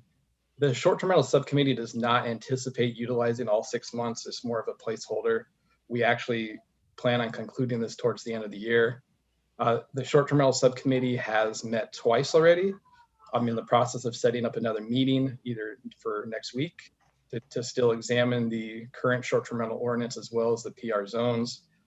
Staff will present the short-term rental subcommittee recommendation at the November 19th City Council meeting. I know in the staff report and in some of my conversations with residents, we mentioned that we would come back and report that on the October 29th meeting. Again, the short-term rental subcommittee is still meeting and examining the areas. And if there is any potential change or modifications to the short-term rental ordinance, then staff needs to do the proper notification to potential current short-term rental permit holders. So I did just want to include this last one because I've gotten a lot of calls from residents in South Palm Desert. None of this impacts the R1, R2 zones. We're just simply looking at the PR zones. So again, tonight, this is just to extend the current moratorium, and then staff will bring back the short-term rental subcommittee recommendation at the November 19th meeting. Are there any questions of staff? And Mr. Schwartz, is it also fair to emphasize that the subcommittee is not considering any proposed changes in those planned residential areas with an HOA that explicitly permits STRs. Correct. Thank you. And I would also, Please. thank you, Mayor Protem. I would also add that the matter before us tonight is exclusively an extension of the moratorium. We're not addressing the nuances or potential modifications to the ordinance itself. The only item on the agenda is the moratorium. Is that correct as well? That is correct, yes. Thank you. Thank you. Are there any questions of staff? If not, then this is a public hearing issue. So I will open the public hearing. Madam Clerk, Arthur, is there anyone in queue who wishes to speak to the proposed extension of the moratorium? Yes, there are, and Gloria is going to elevate them to speak. Yes, there are. I have been able to identify 12 of the 32 attendees that I see. Of course, of those 32, that includes staff. So for those present who I did not send the link to, and I have no way of identifying you, if you would please raise your hand. Once all in attendance that I do or have identified, I will then invite you in. So let me start from the top here. And could we just emphasize again for all those who might be in queue that the sole topic for this public hearing is whether the moratorium should be extended. We're not discussing the merits of short-term rentals. And I would invite everyone to focus your comments to 3 minutes and ask the clerk to keep time. And Mayor Pro Tem, if I could just add to that, we do have written correspondence from we have 36 people in favor of the moratorium extension and 6 opposed. So if you are on the line to speak and you already submitted something in writing, we have what you submitted by email for the record. It's in the record. And if you have something new, that's one thing. But if you've already spoken, then it would be great if we could keep the comments you already have here. And the written comments have been distributed to the council members. And if you need, I can list the names. So, Ms. Sanchez, do you have someone who wishes to speak? I do. I will begin with Mr. Rob Sharrow. Mr. Sharrow, you have 3 minutes.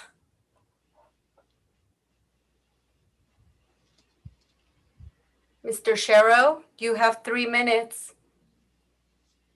He has to unmute.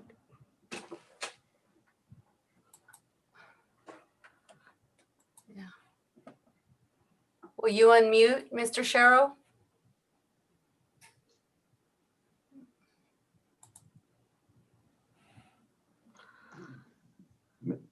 If you come back to him. Okay. Yeah, why don't you, is that okay, Mayor? Of course. Okay. Go ahead, Gloria. Let's try the next one. Well, Jonathan Liu. Mr. Liu, you have 3 minutes. Hi, can you hear me? Yes, quite well. Okay. Great. Ladies and gentlemen, Honorable Mayor, City Council members, thank you for allowing me the opportunity to speak today. My name is Jonathan Liu, as you know, and I'm an owner of a short-term rental in Palm Desert. And property rental income has been my livelihood for the past 8 years. And the property I have in Palm Desert now makes up the majority of that income. And I recently discovered Palm Desert from an Airbnb mini vacation that I took last year. Because of that vacation, I was able to appreciate the city from a neighborhood perspective and not just as a hotel guest. So I immediately fell in love with the city and decided to buy a house here to turn into a short-term rental myself. And I put over $150,000 to make improvements to make the interior and exterior better, which helps improve the neighborhood as well. But I'm sure most short-term rental owners do the same.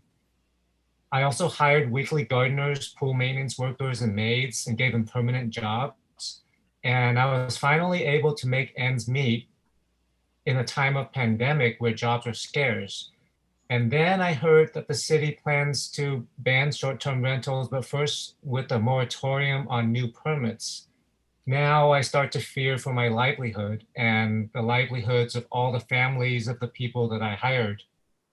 So I understand that the city is facing an increasing problem that's related to short-term rentals, but the problems can be solved. And that's why we're here today, to implore you to allow us to resolve the problems in such a way as to make everyone happy, instead of just doing away with short-term rentals altogether. I see that the problems are a result of two main components. One, some of the guests do create disturbances, and two, some of the neighbors are manufacturing problems or exaggerating their complaints. So it's, as an end result, the city ends up hearing about the complaints no matter how valid they are. Both of these problems can be resolved if you give us a chance to work with the city, the neighbors, law enforcement, and short-term rental owners to come up with a solution that will hold both the short-term rental owners accountable for their guests and the neighbors should they be unreasonable in their complaints. I believe that there's a best solution to everything, and banning the short-term rentals is one solution, but it is not the best. And it does come with negative impacts, such as loss of livelihoods. Like Mr. Liu, you met your 3 minutes. Thank you. Just a few seconds, please. Not to mention city finances, loss of income. Mr. Liu, I have to be even-handed. And I believe you also submitted a written statement, which was quite eloquent. So please be assured that your perspective has been heard. And I do want to emphasize for future speakers that tonight we are not addressing the merits of any particular change to the ordinance. We are simply addressing extending the moratorium on issuance of additional licenses so that we can address the merits. And Ms. Sanchez, who is next? Genevieve Sharrow. Ms. Sharrow, you have 3 minutes. Ms. Sharrow, you have 3 minutes. Hello, this is Robert Sharrow. Sorry I couldn't connect with my cell. Let me turn that off. If it's okay, I can use my 3 minutes here. My wife submitted hers in writing. She's not available here. Please continue. Okay, so so thank you all. Good afternoon. I wanted to start by thanking the city leadership who have really done an incredible job of being a stabilizing force to the community during these extraordinary times. This urgent legislation, it seems could be viewed as being in contrast to the history of wisdom and fiscal prudence. As the council is aware, the city budget this year has a $10 million shortfall, and also transit occupancy revenues reduced in 2020 by about the same amount as the shortfall. And while this is attributed to COVID, it also coincides exactly with the short-term banning in R1 and R2 zones. And I find that interesting. And I argue that it's possible that the full financial impact of the first ban has not been fully realized or understood, and that there are many who want to be more engaged and contribute to a solution that works for everyone, but COVID restrictions make that particularly challenging. Residents of PR zone areas without HOA representation should have an avenue to locally control short-term rentals, if that is the majority will of that local community. But using the city to apply a blanket restrictions without local due process, I feel simply shifts the lack of representation to those who wish to operate them, but cannot without a letter from a non-existing HOA.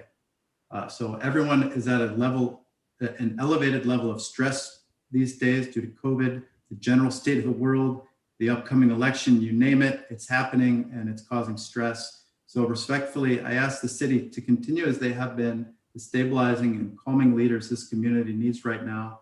Help us facilitate solutions that don't entirely disenfranchise one group in favor of another. I noted in the proposed ordinance text, it does state that despite increases in short-term permits, there has not been an uptick in complaints generally. Yet staff just showed just now that in some PR areas there has been an uptake. I ask, why have the enforcement mechanisms that have been shown to work for so long and in so many other areas, why are they not working now in these localized areas? And I look forward to seeing this hopefully in the October 29 report as that's being worked. I also asked to see a detailed study of the impacts of the first ban in R1 and R2 before in the future looking at expanding this ban further and to see how this first ban plays out longer term without the COVID crisis being over. Thank In the you. meantime, Thank you. My time has expired. Thank you. And who is the next speaker? Annie.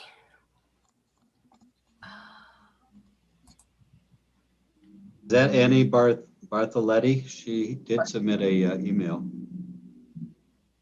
Hello? Annie? Yes, can you hear me? Yes. It is not. Okay, hi, it's Ani Vartabedian. So at first I want to thank you for giving me this opportunity to speak. I did send in a letter, but I also felt that I should also be here voicing my opinion.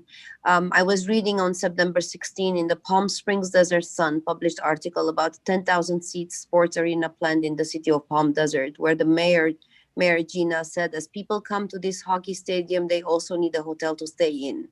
I just wanted to say that, yes, I agree with her, but it's not just hotels that people are looking for. People, especially families with kids, they look for a house. Families prefer the privacy of a home. A hotel setting and the house setting is not the same. Staying at a hotel, stuck in a room, is not the same as enjoying a full house with kitchen where kids have their playroom, bedroom, backyard. A hotel is just a room. When a family stays at a house, their kids can go play outside in the backyard, pool. There's no way you can ask for the kids to do the same at a hotel, to go outside by themselves, especially now in this pandemic era. Short-term rentals are in no way competing with hotels. It is just a preference of people. With this project, it is now even more important to continue to issue new permits instead of banning them.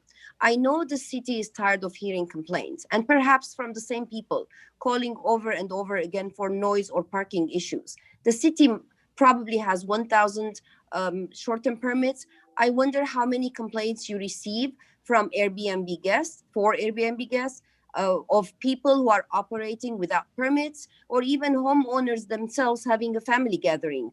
I myself have a neighbor who sticks his head out every time I sneeze. I don't think the solution for the cries of the very few should be the motivation for council members to completely get rid of short-term rentals. Unfortunately, there are few people who will always call and complain no matter what. Some neighbors think we have to turn our homes into libraries, monasteries, whisper, don't move, don't touch, don't splash, don't. This is not right. If we are respecting the 10 p.m. to 10 a.m., of course we have every right to enjoy our homes too. If it's a safety issue, I just want to bring one example. Drunk driving kills so many people. I have yet to see a city state propose a ban on the sale of alcohol. Time is up.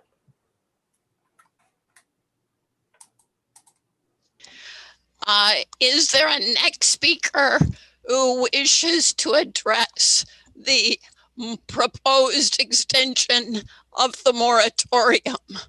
Mayor, could I ask a question? Do the speakers have some indication of their time running out? Do they have an indication that their 3 minutes is getting close? No, not that I am aware of.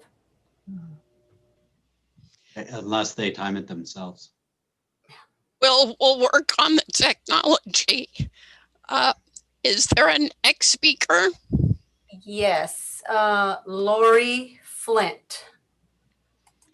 Lori Flint, you have 3 minutes. Okay, am I unmuted? Yes. All right, I love technology.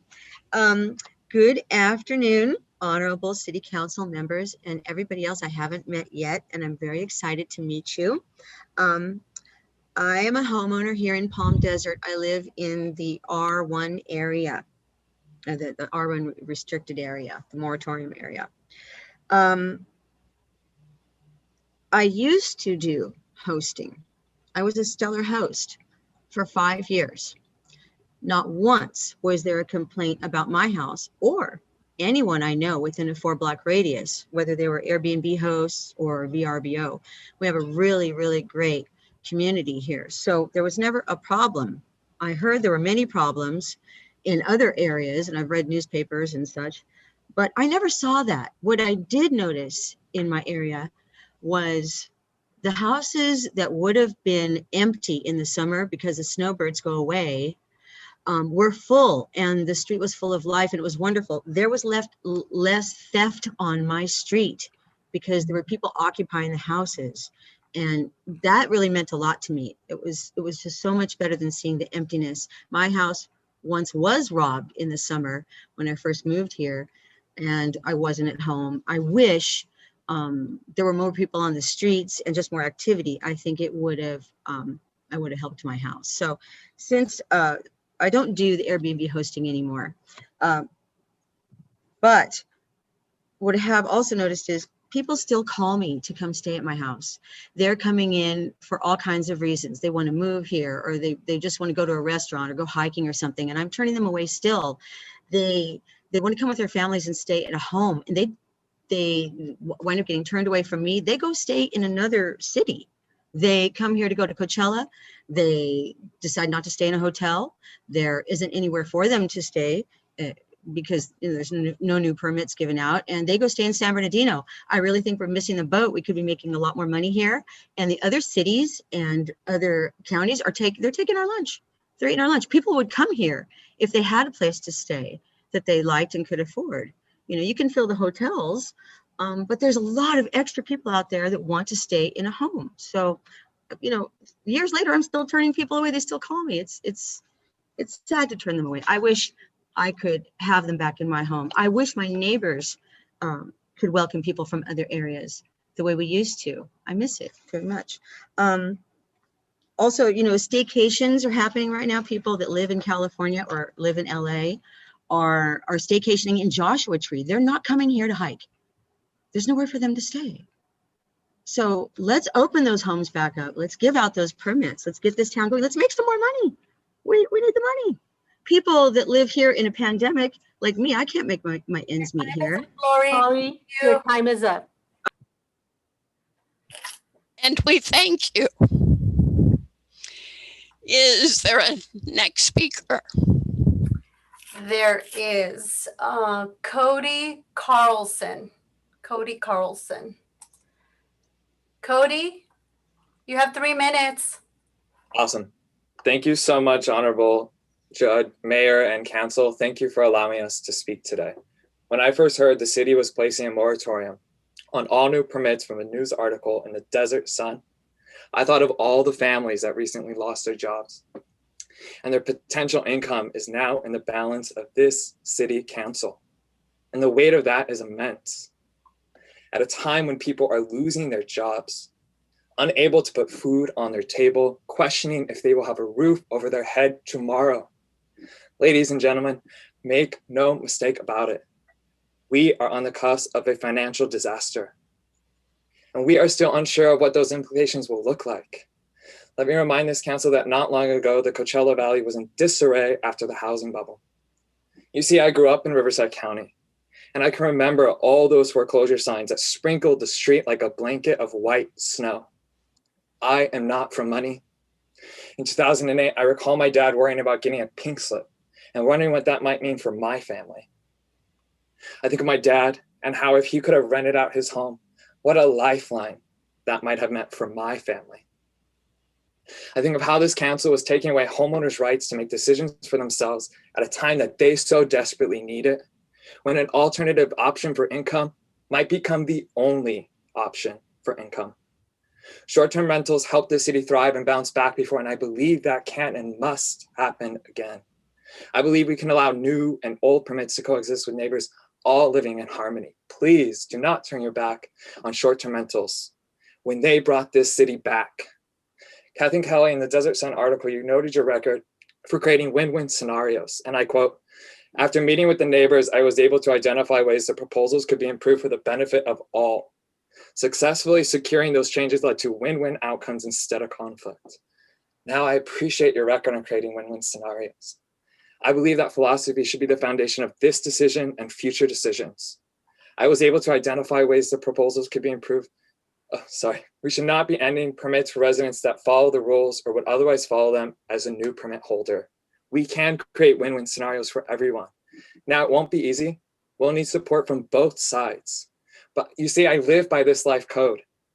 Every problem has a solution. Let the short-term permit holders and neighbors come together in a commission to solve problems. Let's create win-win scenarios. We want to partner on a commission with folks to solve and address short-term rental policies, procedures, requirements, permits, and so much more." Cody, your time is up. Thank you. Thank you, Mr. Carlson. Who is the next speaker? Next is Miss Mary Suarez. Mary, you have 3 minutes. Ms. Suarez, you have 3 minutes. Hello. Thanks, guys, for taking the time out. I really appreciate it. I'm going to make this very quick because I actually was going to be talking about some other things, but I could agree with this moratorium or not as far as the vacation rentals, and it could be a good balance until the city can figure out like a more permanent solution. However, and it also keeps those of us who have our permits, it gives us the privilege to keep serving the community, which is awesome. But what really concerns me is that the city and others are using this time to find a way to eliminate the short-term vacation rentals that currently exist, just like they did with R1 and R2. That scares me.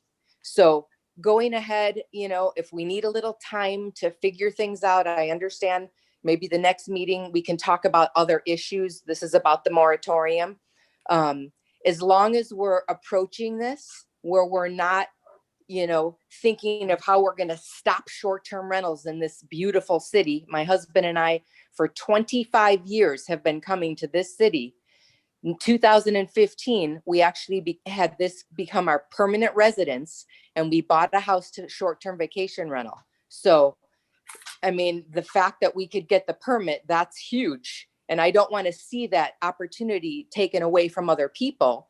But I also want to make sure, and if you all need time, then we can have time. But let's use us as the short-term vacation owners. Please include us. Let us get our say. Let us put in, how we can come up with solutions to some of these problems that we're having.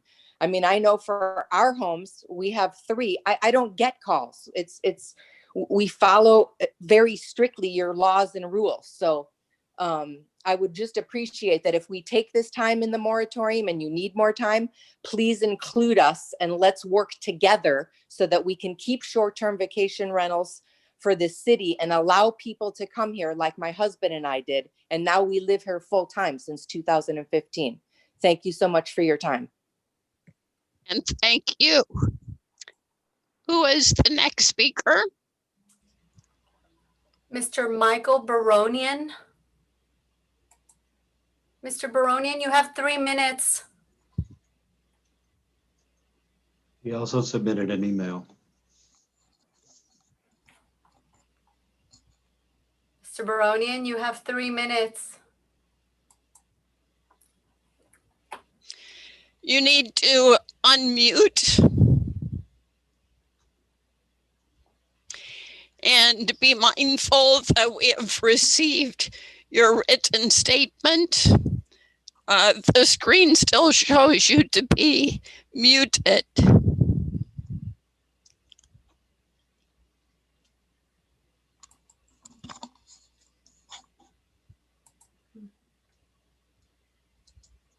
We can move on to another one and wait to see.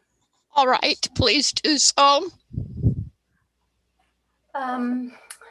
Mr. Ralph Duloc. Ralph Duloc, you have 3 minutes, sir.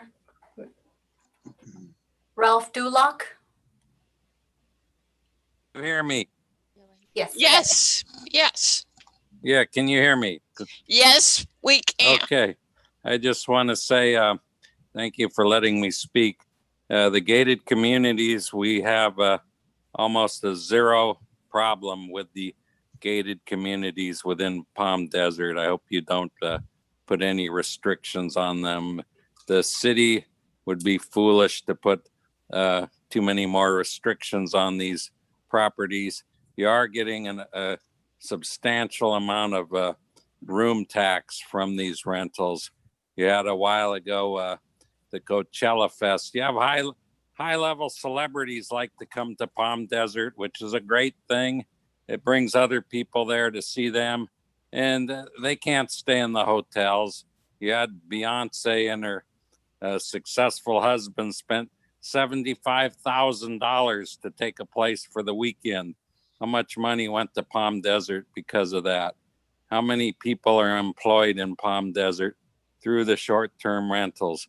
Many. There's all kinds of benefits to that.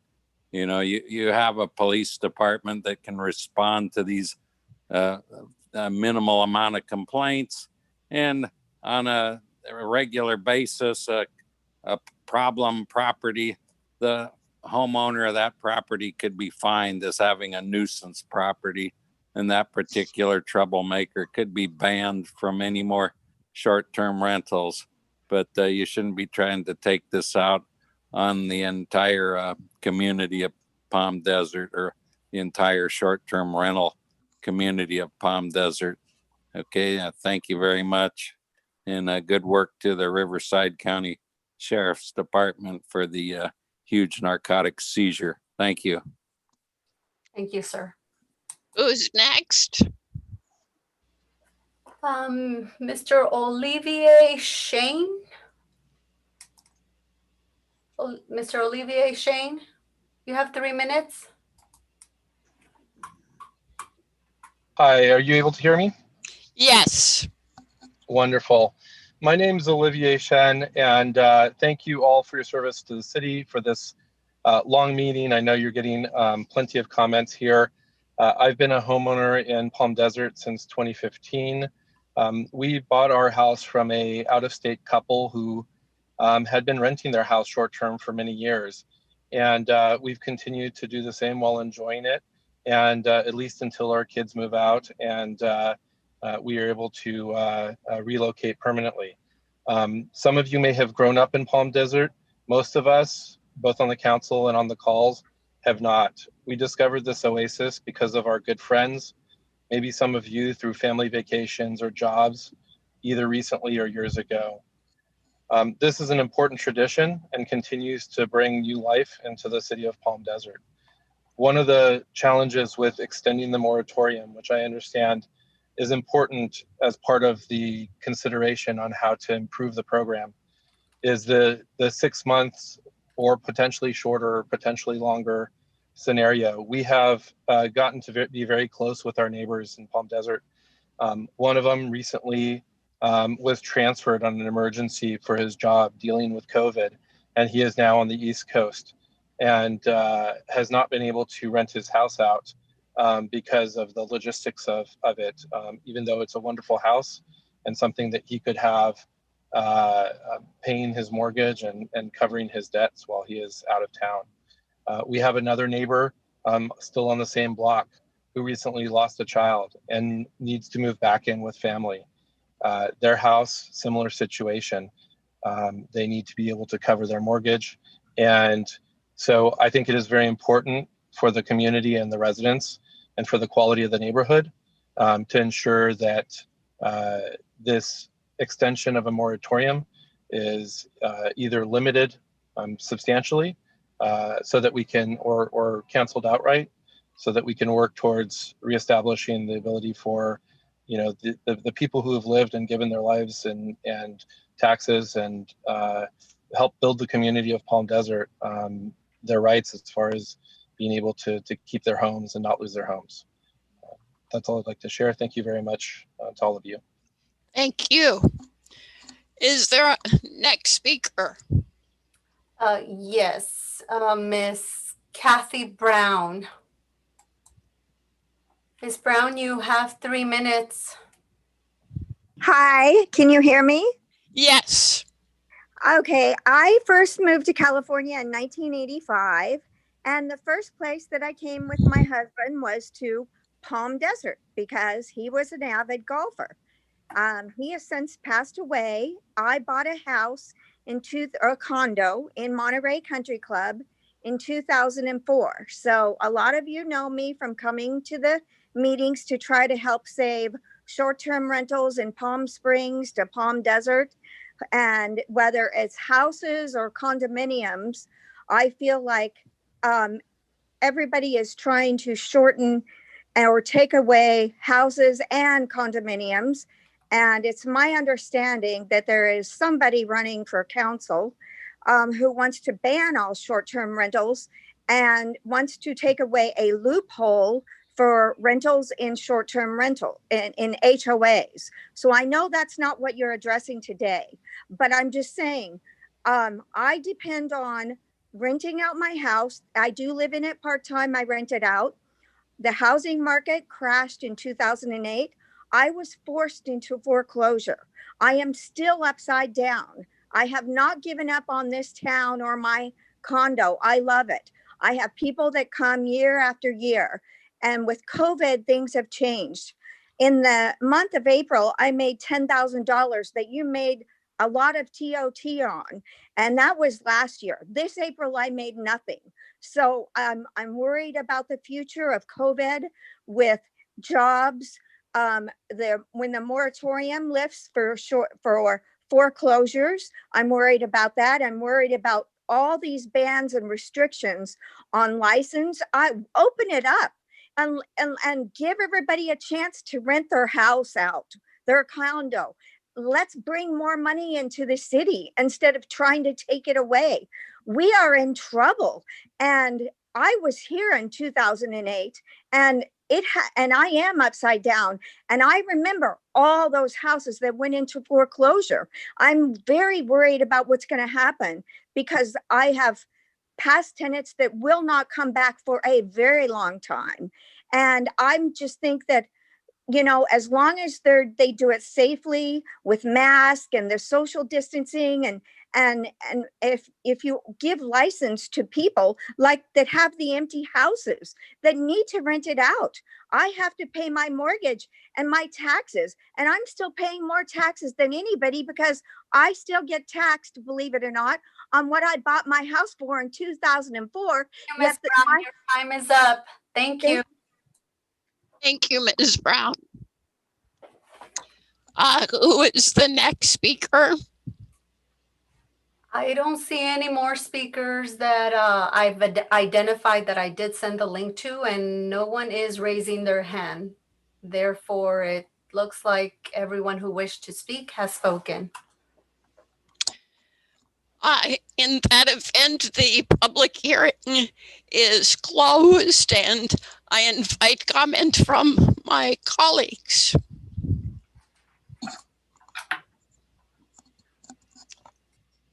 Okay. Yes. I guess I'll start it off. I appreciate all the comments and our residents taking the time to express their concerns. Again, the matter before us is only that of an extension of the moratorium.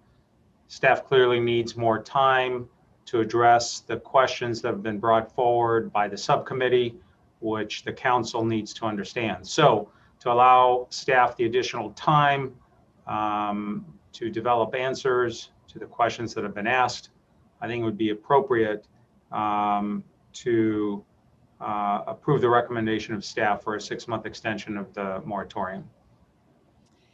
Is there a second? Second.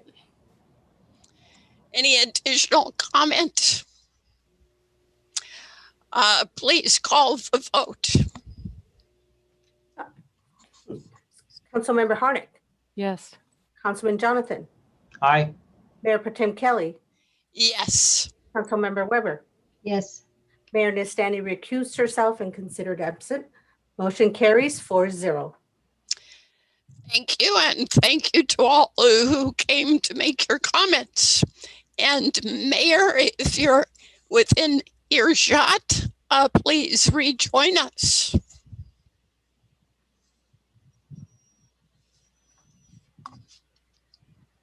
Okay, thank you, everybody. All right, so we have another public hearing. And it is ordinance number 1358. An ordinance of the City Council of the City of Palm Desert, California, adopting a notice of exemption under the California Environmental Quality Act and zoning. Excuse me? Okay, I thought I heard somebody say something. And a zoning ordinance amendment to revise Palm Desert's Municipal Code Section 25-34-030, accessory dwelling units, and modify Section 25.10030, residential allowed land uses and permit requirements, Section 25.18-040, downtown land use and permit requirements, and Section 25.99.020, land use definitions to comply with state legislation pertaining to accessory dwelling units, also known as ADUs, and junior accessory dwelling units, also known as JADU, case number Z0A20-0001. Okay, so is there a staff report? I thought you just gave it, didn't you? Well, I'm good at reading. Nick, please. Thank you, and thank you, Honorable Mayor and members of the City Council. As you may recall, the City Council previously reviewed this item at its February 27th meeting, which occurred just prior to the pandemic. At the meeting, staff presented a draft of the ordinance that the Council was generally supportive of, as it was consistent with the requirements that have been imposed by the state, while preserving a degree of local control that we currently enjoy by establishing design guidelines. The council wanted that new ADU ordinance to be consistent with our local requirements for short-term rentals. So with this, staff has updated the ordinance to ensure that it is consistent with our local allowances for short-term rentals and within the state's framework for ADU legislature. And so with that, staff would actually recommend that the council adopt the ordinance and pass this to second reading. Thank you. Thank you. Are there any questions of staff? Mayor Pro Tem Kathleen Kelly. Yes, Mr. Maloney, I just want to make sure I understand the provisions in the proposed ordinance relevant to short-term rentals. Does the ordinance draw a division between ADUs that are permitted under our current structure as compared to ADUs that will be newly permitted pursuant to state mandate? No, with the current ordinance, it would only prohibit the short-term rentals within those new state permitted, and that's those special category short-term rentals. That's what I was getting at. So we'll have two categories, and people who currently have a permit to rent out a casita, for example, which satisfied Palm Desert's historic requirements. Those STR permits are not touched. Is that correct? Yes. And if someone built a casita conforming to Palm Desert's current requirements, apart from the state mandates, would that casita still be eligible for an owner-occupied STR permit? Yes. So we're just prohibiting STR permits for the newly mandated ADUs, which typically are going to be in more confined space than we have historically allowed. Is that? Yes. And, okay, that makes some sense to me because we're by state mandate, we're wedging them in, if you will, to tighter circumstances that may not be as compatible with STR. So I appreciate those clarifications. Councilmember Jonathan. Thank you, Mayor. Mr. Maloney, I want to ask you, in your report, you've indicated that the new law mandated by the state took effect January 1, 2020. And you went through with a series of bullet points starting in page 2 and going on to page 3. Are those bullet points, for example, prohibiting cities from establishing minimum lot size, allowing any lot containing an existing single-family dwelling to have one junior dwelling and one accessory dwelling, and so on and so on? Am I correct in understanding that those new laws are now effective in our city? Yes. So if I'm living in a single-family residence, the guy next to me can put up an ADU, even if it's a violation of our normal setback, maximum coverage, et cetera, it's height, whatever. We have absolutely no right under the new state law to prohibit what we might perceive as inappropriate development in an R1 zone. In a way, yes.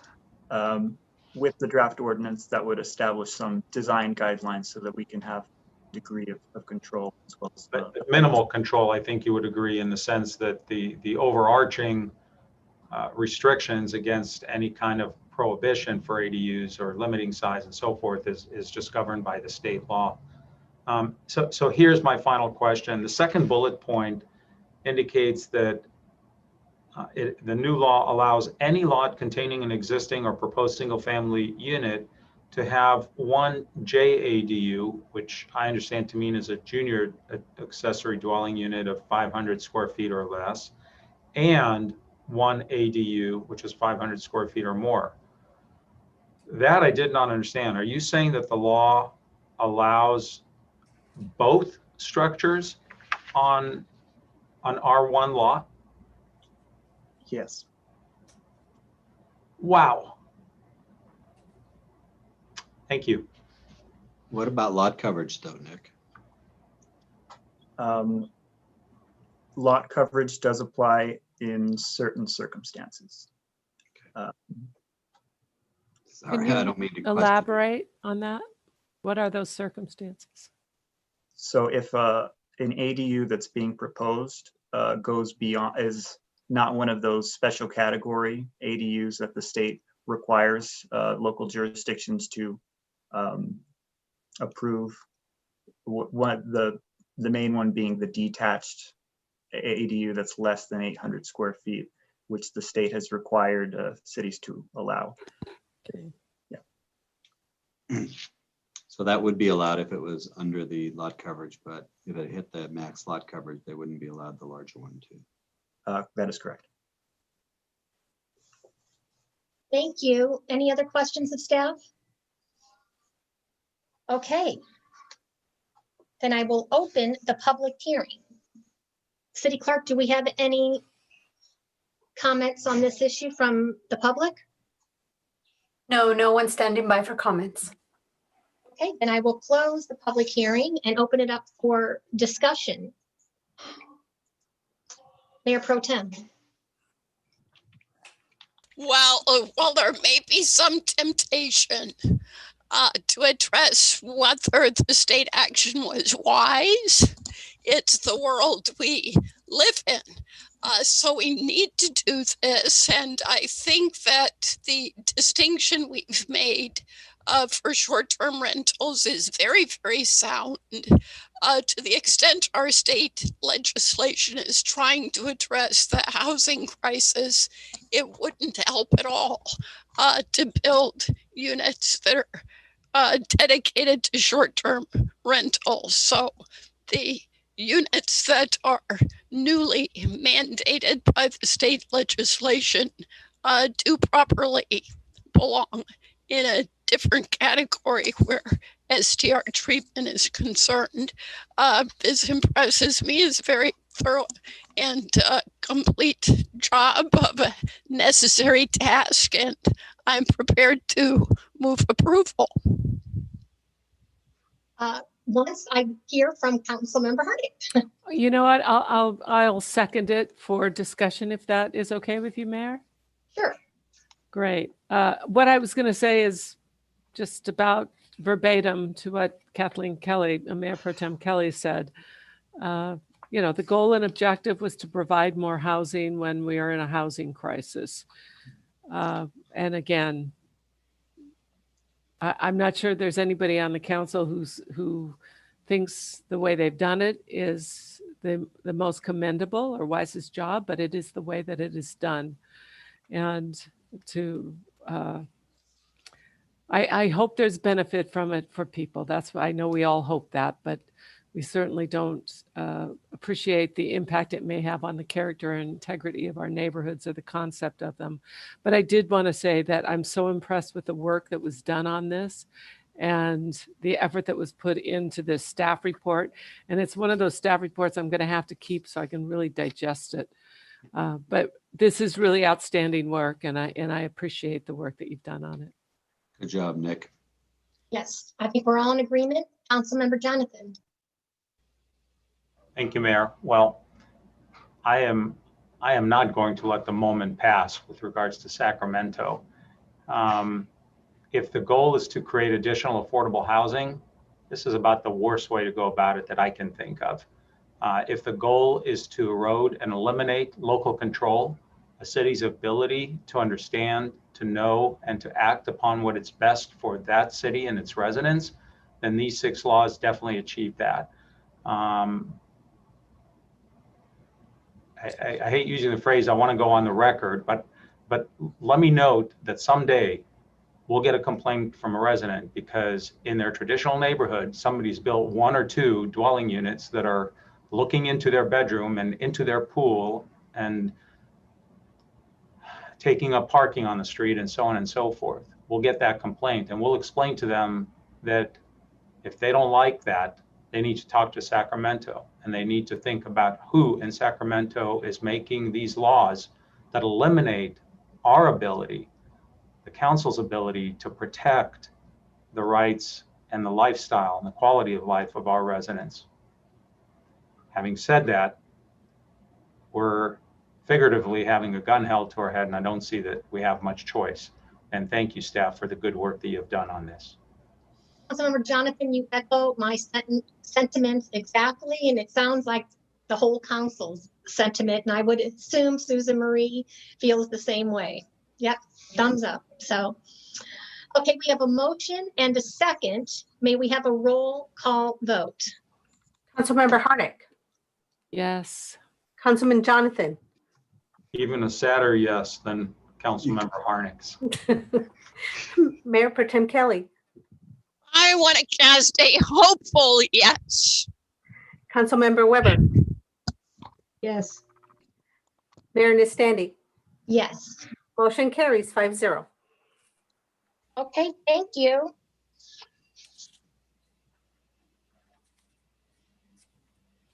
And then This brings us to mayor and council member reports and request for action. And I'll start with Councilmember Harnick. Thank you so much. I did want to mention that today on the JPIA conference, I don't remember her title, but I know her name, Lori Carney was a panelist and regarding a lot of the risk management that's associated with going through as we go through COVID, and she did a great job. So I want to share that with everybody, and anybody who might not have had the chance to see it. She was terrific. The other thing, my request, and I'm sure I have, if I thought long enough, I'd come up with more reports, but I won't, as a favor to everyone. But I have a request, and I know a few years back, we set forth on developing an economic development strategic plan. And I know that Mayor Pro Tem Kelly and Councilmember Jonathan have both been working, representing us on our economic development committee. We set forth in that development plan some goals and objectives. And I wonder if we could get a report, please, what we've achieved as we work towards those goals and objectives. And perhaps we need to shift some of them, and perhaps we need to take a look and develop new ones, but I'd like to know where we are on the ones that we set forth years ago. I guess it's about 3 years ago. Does that sound right to everybody? Oh, yeah, I remember. Oh, I thought you might. Yeah. Okay, well, we'll set up well, you could do a study session or just come back to council. Either way. Okay, well, or just even perhaps a written report would be sufficient as well. Oh, yeah. Whatever works best with the timing of the staff. Thank you. Okay, thank you. Council member Susan Marie Weber, do you have any reports or call for action? Yes, I just wanted to say Wednesday yesterday, we had the Art in Public Places and the Public Safety Zoom meeting. And I'd like to publicly thank our committee and commissions for getting together and working on these Zoom meetings. And I'd like to thank staff for efficiently setting these up so that they run really well, because as we all know, sometimes these Zoom meetings are quite a challenge. And it was really nice for them to get back together again, because it's been a little bit of a while since they had their last meeting. And our interim city manager has been able this week, apparently able to meet several of our community volunteers serving on our committees and commissions, and they really appreciated seeing him and meeting him. So I just wanted to report out on that. Thank you. Okay, thank you, Councilmember Weber. Councilmember Jonathan? Thank you, Mayor. Did attend a number of meetings. I have no items to report. Thank you. Thank you. Mayor Pro Tem Kathleen Kelly? I have one of each. Most of us recently attended the League of California Cities annual conference virtually. And I wanted to let the public know that that is a great opportunity for both council members and staff to be inspired and to receive some good information about best practices. And I'll cite these words of inspiration that I took away from one of the sessions. Wade Nomuro, the mayor of Carpinteria, emphasized that in all of our work around equity and engagement of our full community, our goal should not be to tolerate each other, but to appreciate each other. And I thought those were great words to live by. My request for action is this. One of the written submissions we received for this meeting was from Christine Ailman, who is the owner-operator of You Dirty Dog on San Pablo. She expressed a number of concerns about the project, and in particular, she expressed concern about an increase in the presence of homeless after completion of the project. So I want to be sure to ask staff to reach out to her and to deploy our outreach workers if there is an opportunity to engage some homeless folks there and to connect them with services. Will do. Mayor, I didn't want to take away Mayor Pro Tem's thunder, but now that I see that she's not tooting her own horn, I will do that for her, because she was elected to represent us in the League of Cities for our district in our area. And so we have a great representative with League of Cities, which is a valuable asset. You know, as you said, we learn from League and we learn from our neighbors when we have those opportunities to get together. Well, congratulations, Mayor Pro Tem Kathleen Kelly. Okay, and my call, I have a call for action. You know, after sitting in on the county supervisors meeting with the public health officials, getting the updates, we're doing a great job in Coachella Valley and in Riverside County as a whole with the hospitalization rates of COVID patients. We have plenty of capacity. We're showing that the people that are dying from COVID are going way down. There's a but. The one but is we are not doing enough testing to the governor's liking. So he's giving the county and all of us another week to try to get our testing numbers up.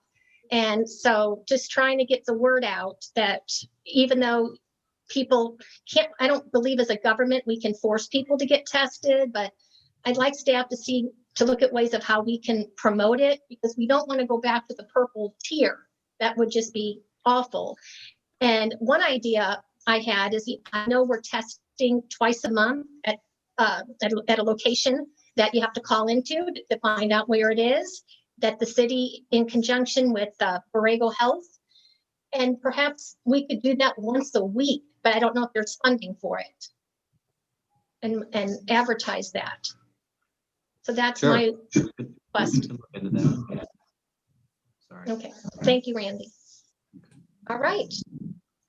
With that, before I close and adjourn the meeting, Gloria or Gracie, are there any other comments that need to be read into the record? Last chance. We have a city manager comments. Yes. Randy, we'll let you speak now. Thank you. Okay, thank you very much, Madam Mayor. I just wanted to remind the council that we had put together a plan for a soft reopening, phased reopening of City Hall, and it will be starting in development services on Tuesday, next Tuesday, October 20th, 2020. We will be open 3 days per week, 8 to noon, in planning, building, and in code. 8 to noon, and by appointment only. And those are the highest service demand areas that we're working on. So masks and social distancing, of course, signage is important. We will have temperature screening at the entrance, and we will have a designated trained greeter in the lobby to take temperatures. And we have all the plexiglass dividers in place. If you happen to come to City Hall and you want to take a look, be my guest to do it. We can walk you around if you want. And physical distancing in the workplace, and we have teams A and B for staff, so not everyone here is at the same time, of course, and I believe we're doing that 1 week on and 1 week out. And now, of course, we'll modify the situation, or we'll monitor the situation and then modify it accordingly, and of course, I'll keep you apprised as that goes on. One other thing, please. The voting ballots went out on October 5th. Residents have started dropping their ballots here at City Hall. We are about ballot collection official location. The city is averaging about 1,000 ballots dropped off per day. We have moved it from the admin area to the lobby of the council chambers because there's more space there. And in-person voting is from now until election day, Monday through Friday, 8 to 5. And of course, You can track your ballot at where'smyballot.sos.ca.gov or call the City Hall, and we'd be happy to help you out. And I think that's about it. We have very friendly people here to help you cast your ballot and make sure that you put it directly into the secure boxes that are picked up by official Riverside County personnel on a daily basis, probably twice a day, I'm thinking now. And then one more thing, if you don't mind. I know it's late and I know we're tired, and that's a song, I think, but at any rate, Honorable Mayor, I would like to report that the Lupine Public Plaza is in operation beginning this evening. Excuse me, we have breaking news. Breaking news, Ryan? Maybe Ryan we can all Sandell? meet there after. So cool. That's exciting. Brian, are you talking or is your mute on? There you go. I am unmuted now. Can everybody hear us? Yes. All right. Yay. Welcome to Lupin Plaza, building off of the council's desires this summer to implement quick strategies to help our restaurants. Oh, wonderful. Most departments at City Hall have participated in this project, and we wanted to give a brief tour at this evening's council meeting, including a couple of families, not that family, but the family in the background who's enjoying the evening. So the economic development team has begun pushing out communications to our local restaurants. This afternoon, we walked through the doors of several of the restaurants indicating the space is available for their use. And we are looking forward to seeing how this can benefit the community through the pandemic period. So welcome to Lupin Plaza. Come by when you have a chance. Oh, that's exciting. This is wonderful. I'm so happy. Yes, great. Let's adjourn to Lupin Plaza. Yeah. Those are my sentiments. I just want to make sure the city attorney doesn't have any closing remarks. None. You guys have a great staff. Good job. All right. Great. So Thank you so much, reboot. everybody. I will adjourn this meeting and maybe I'll see you at Lupine Plaza and then either tonight or tomorrow or sometime soon. Thank you, everybody. Here to Lupin Plaza. All right. Bye-bye. Thank you.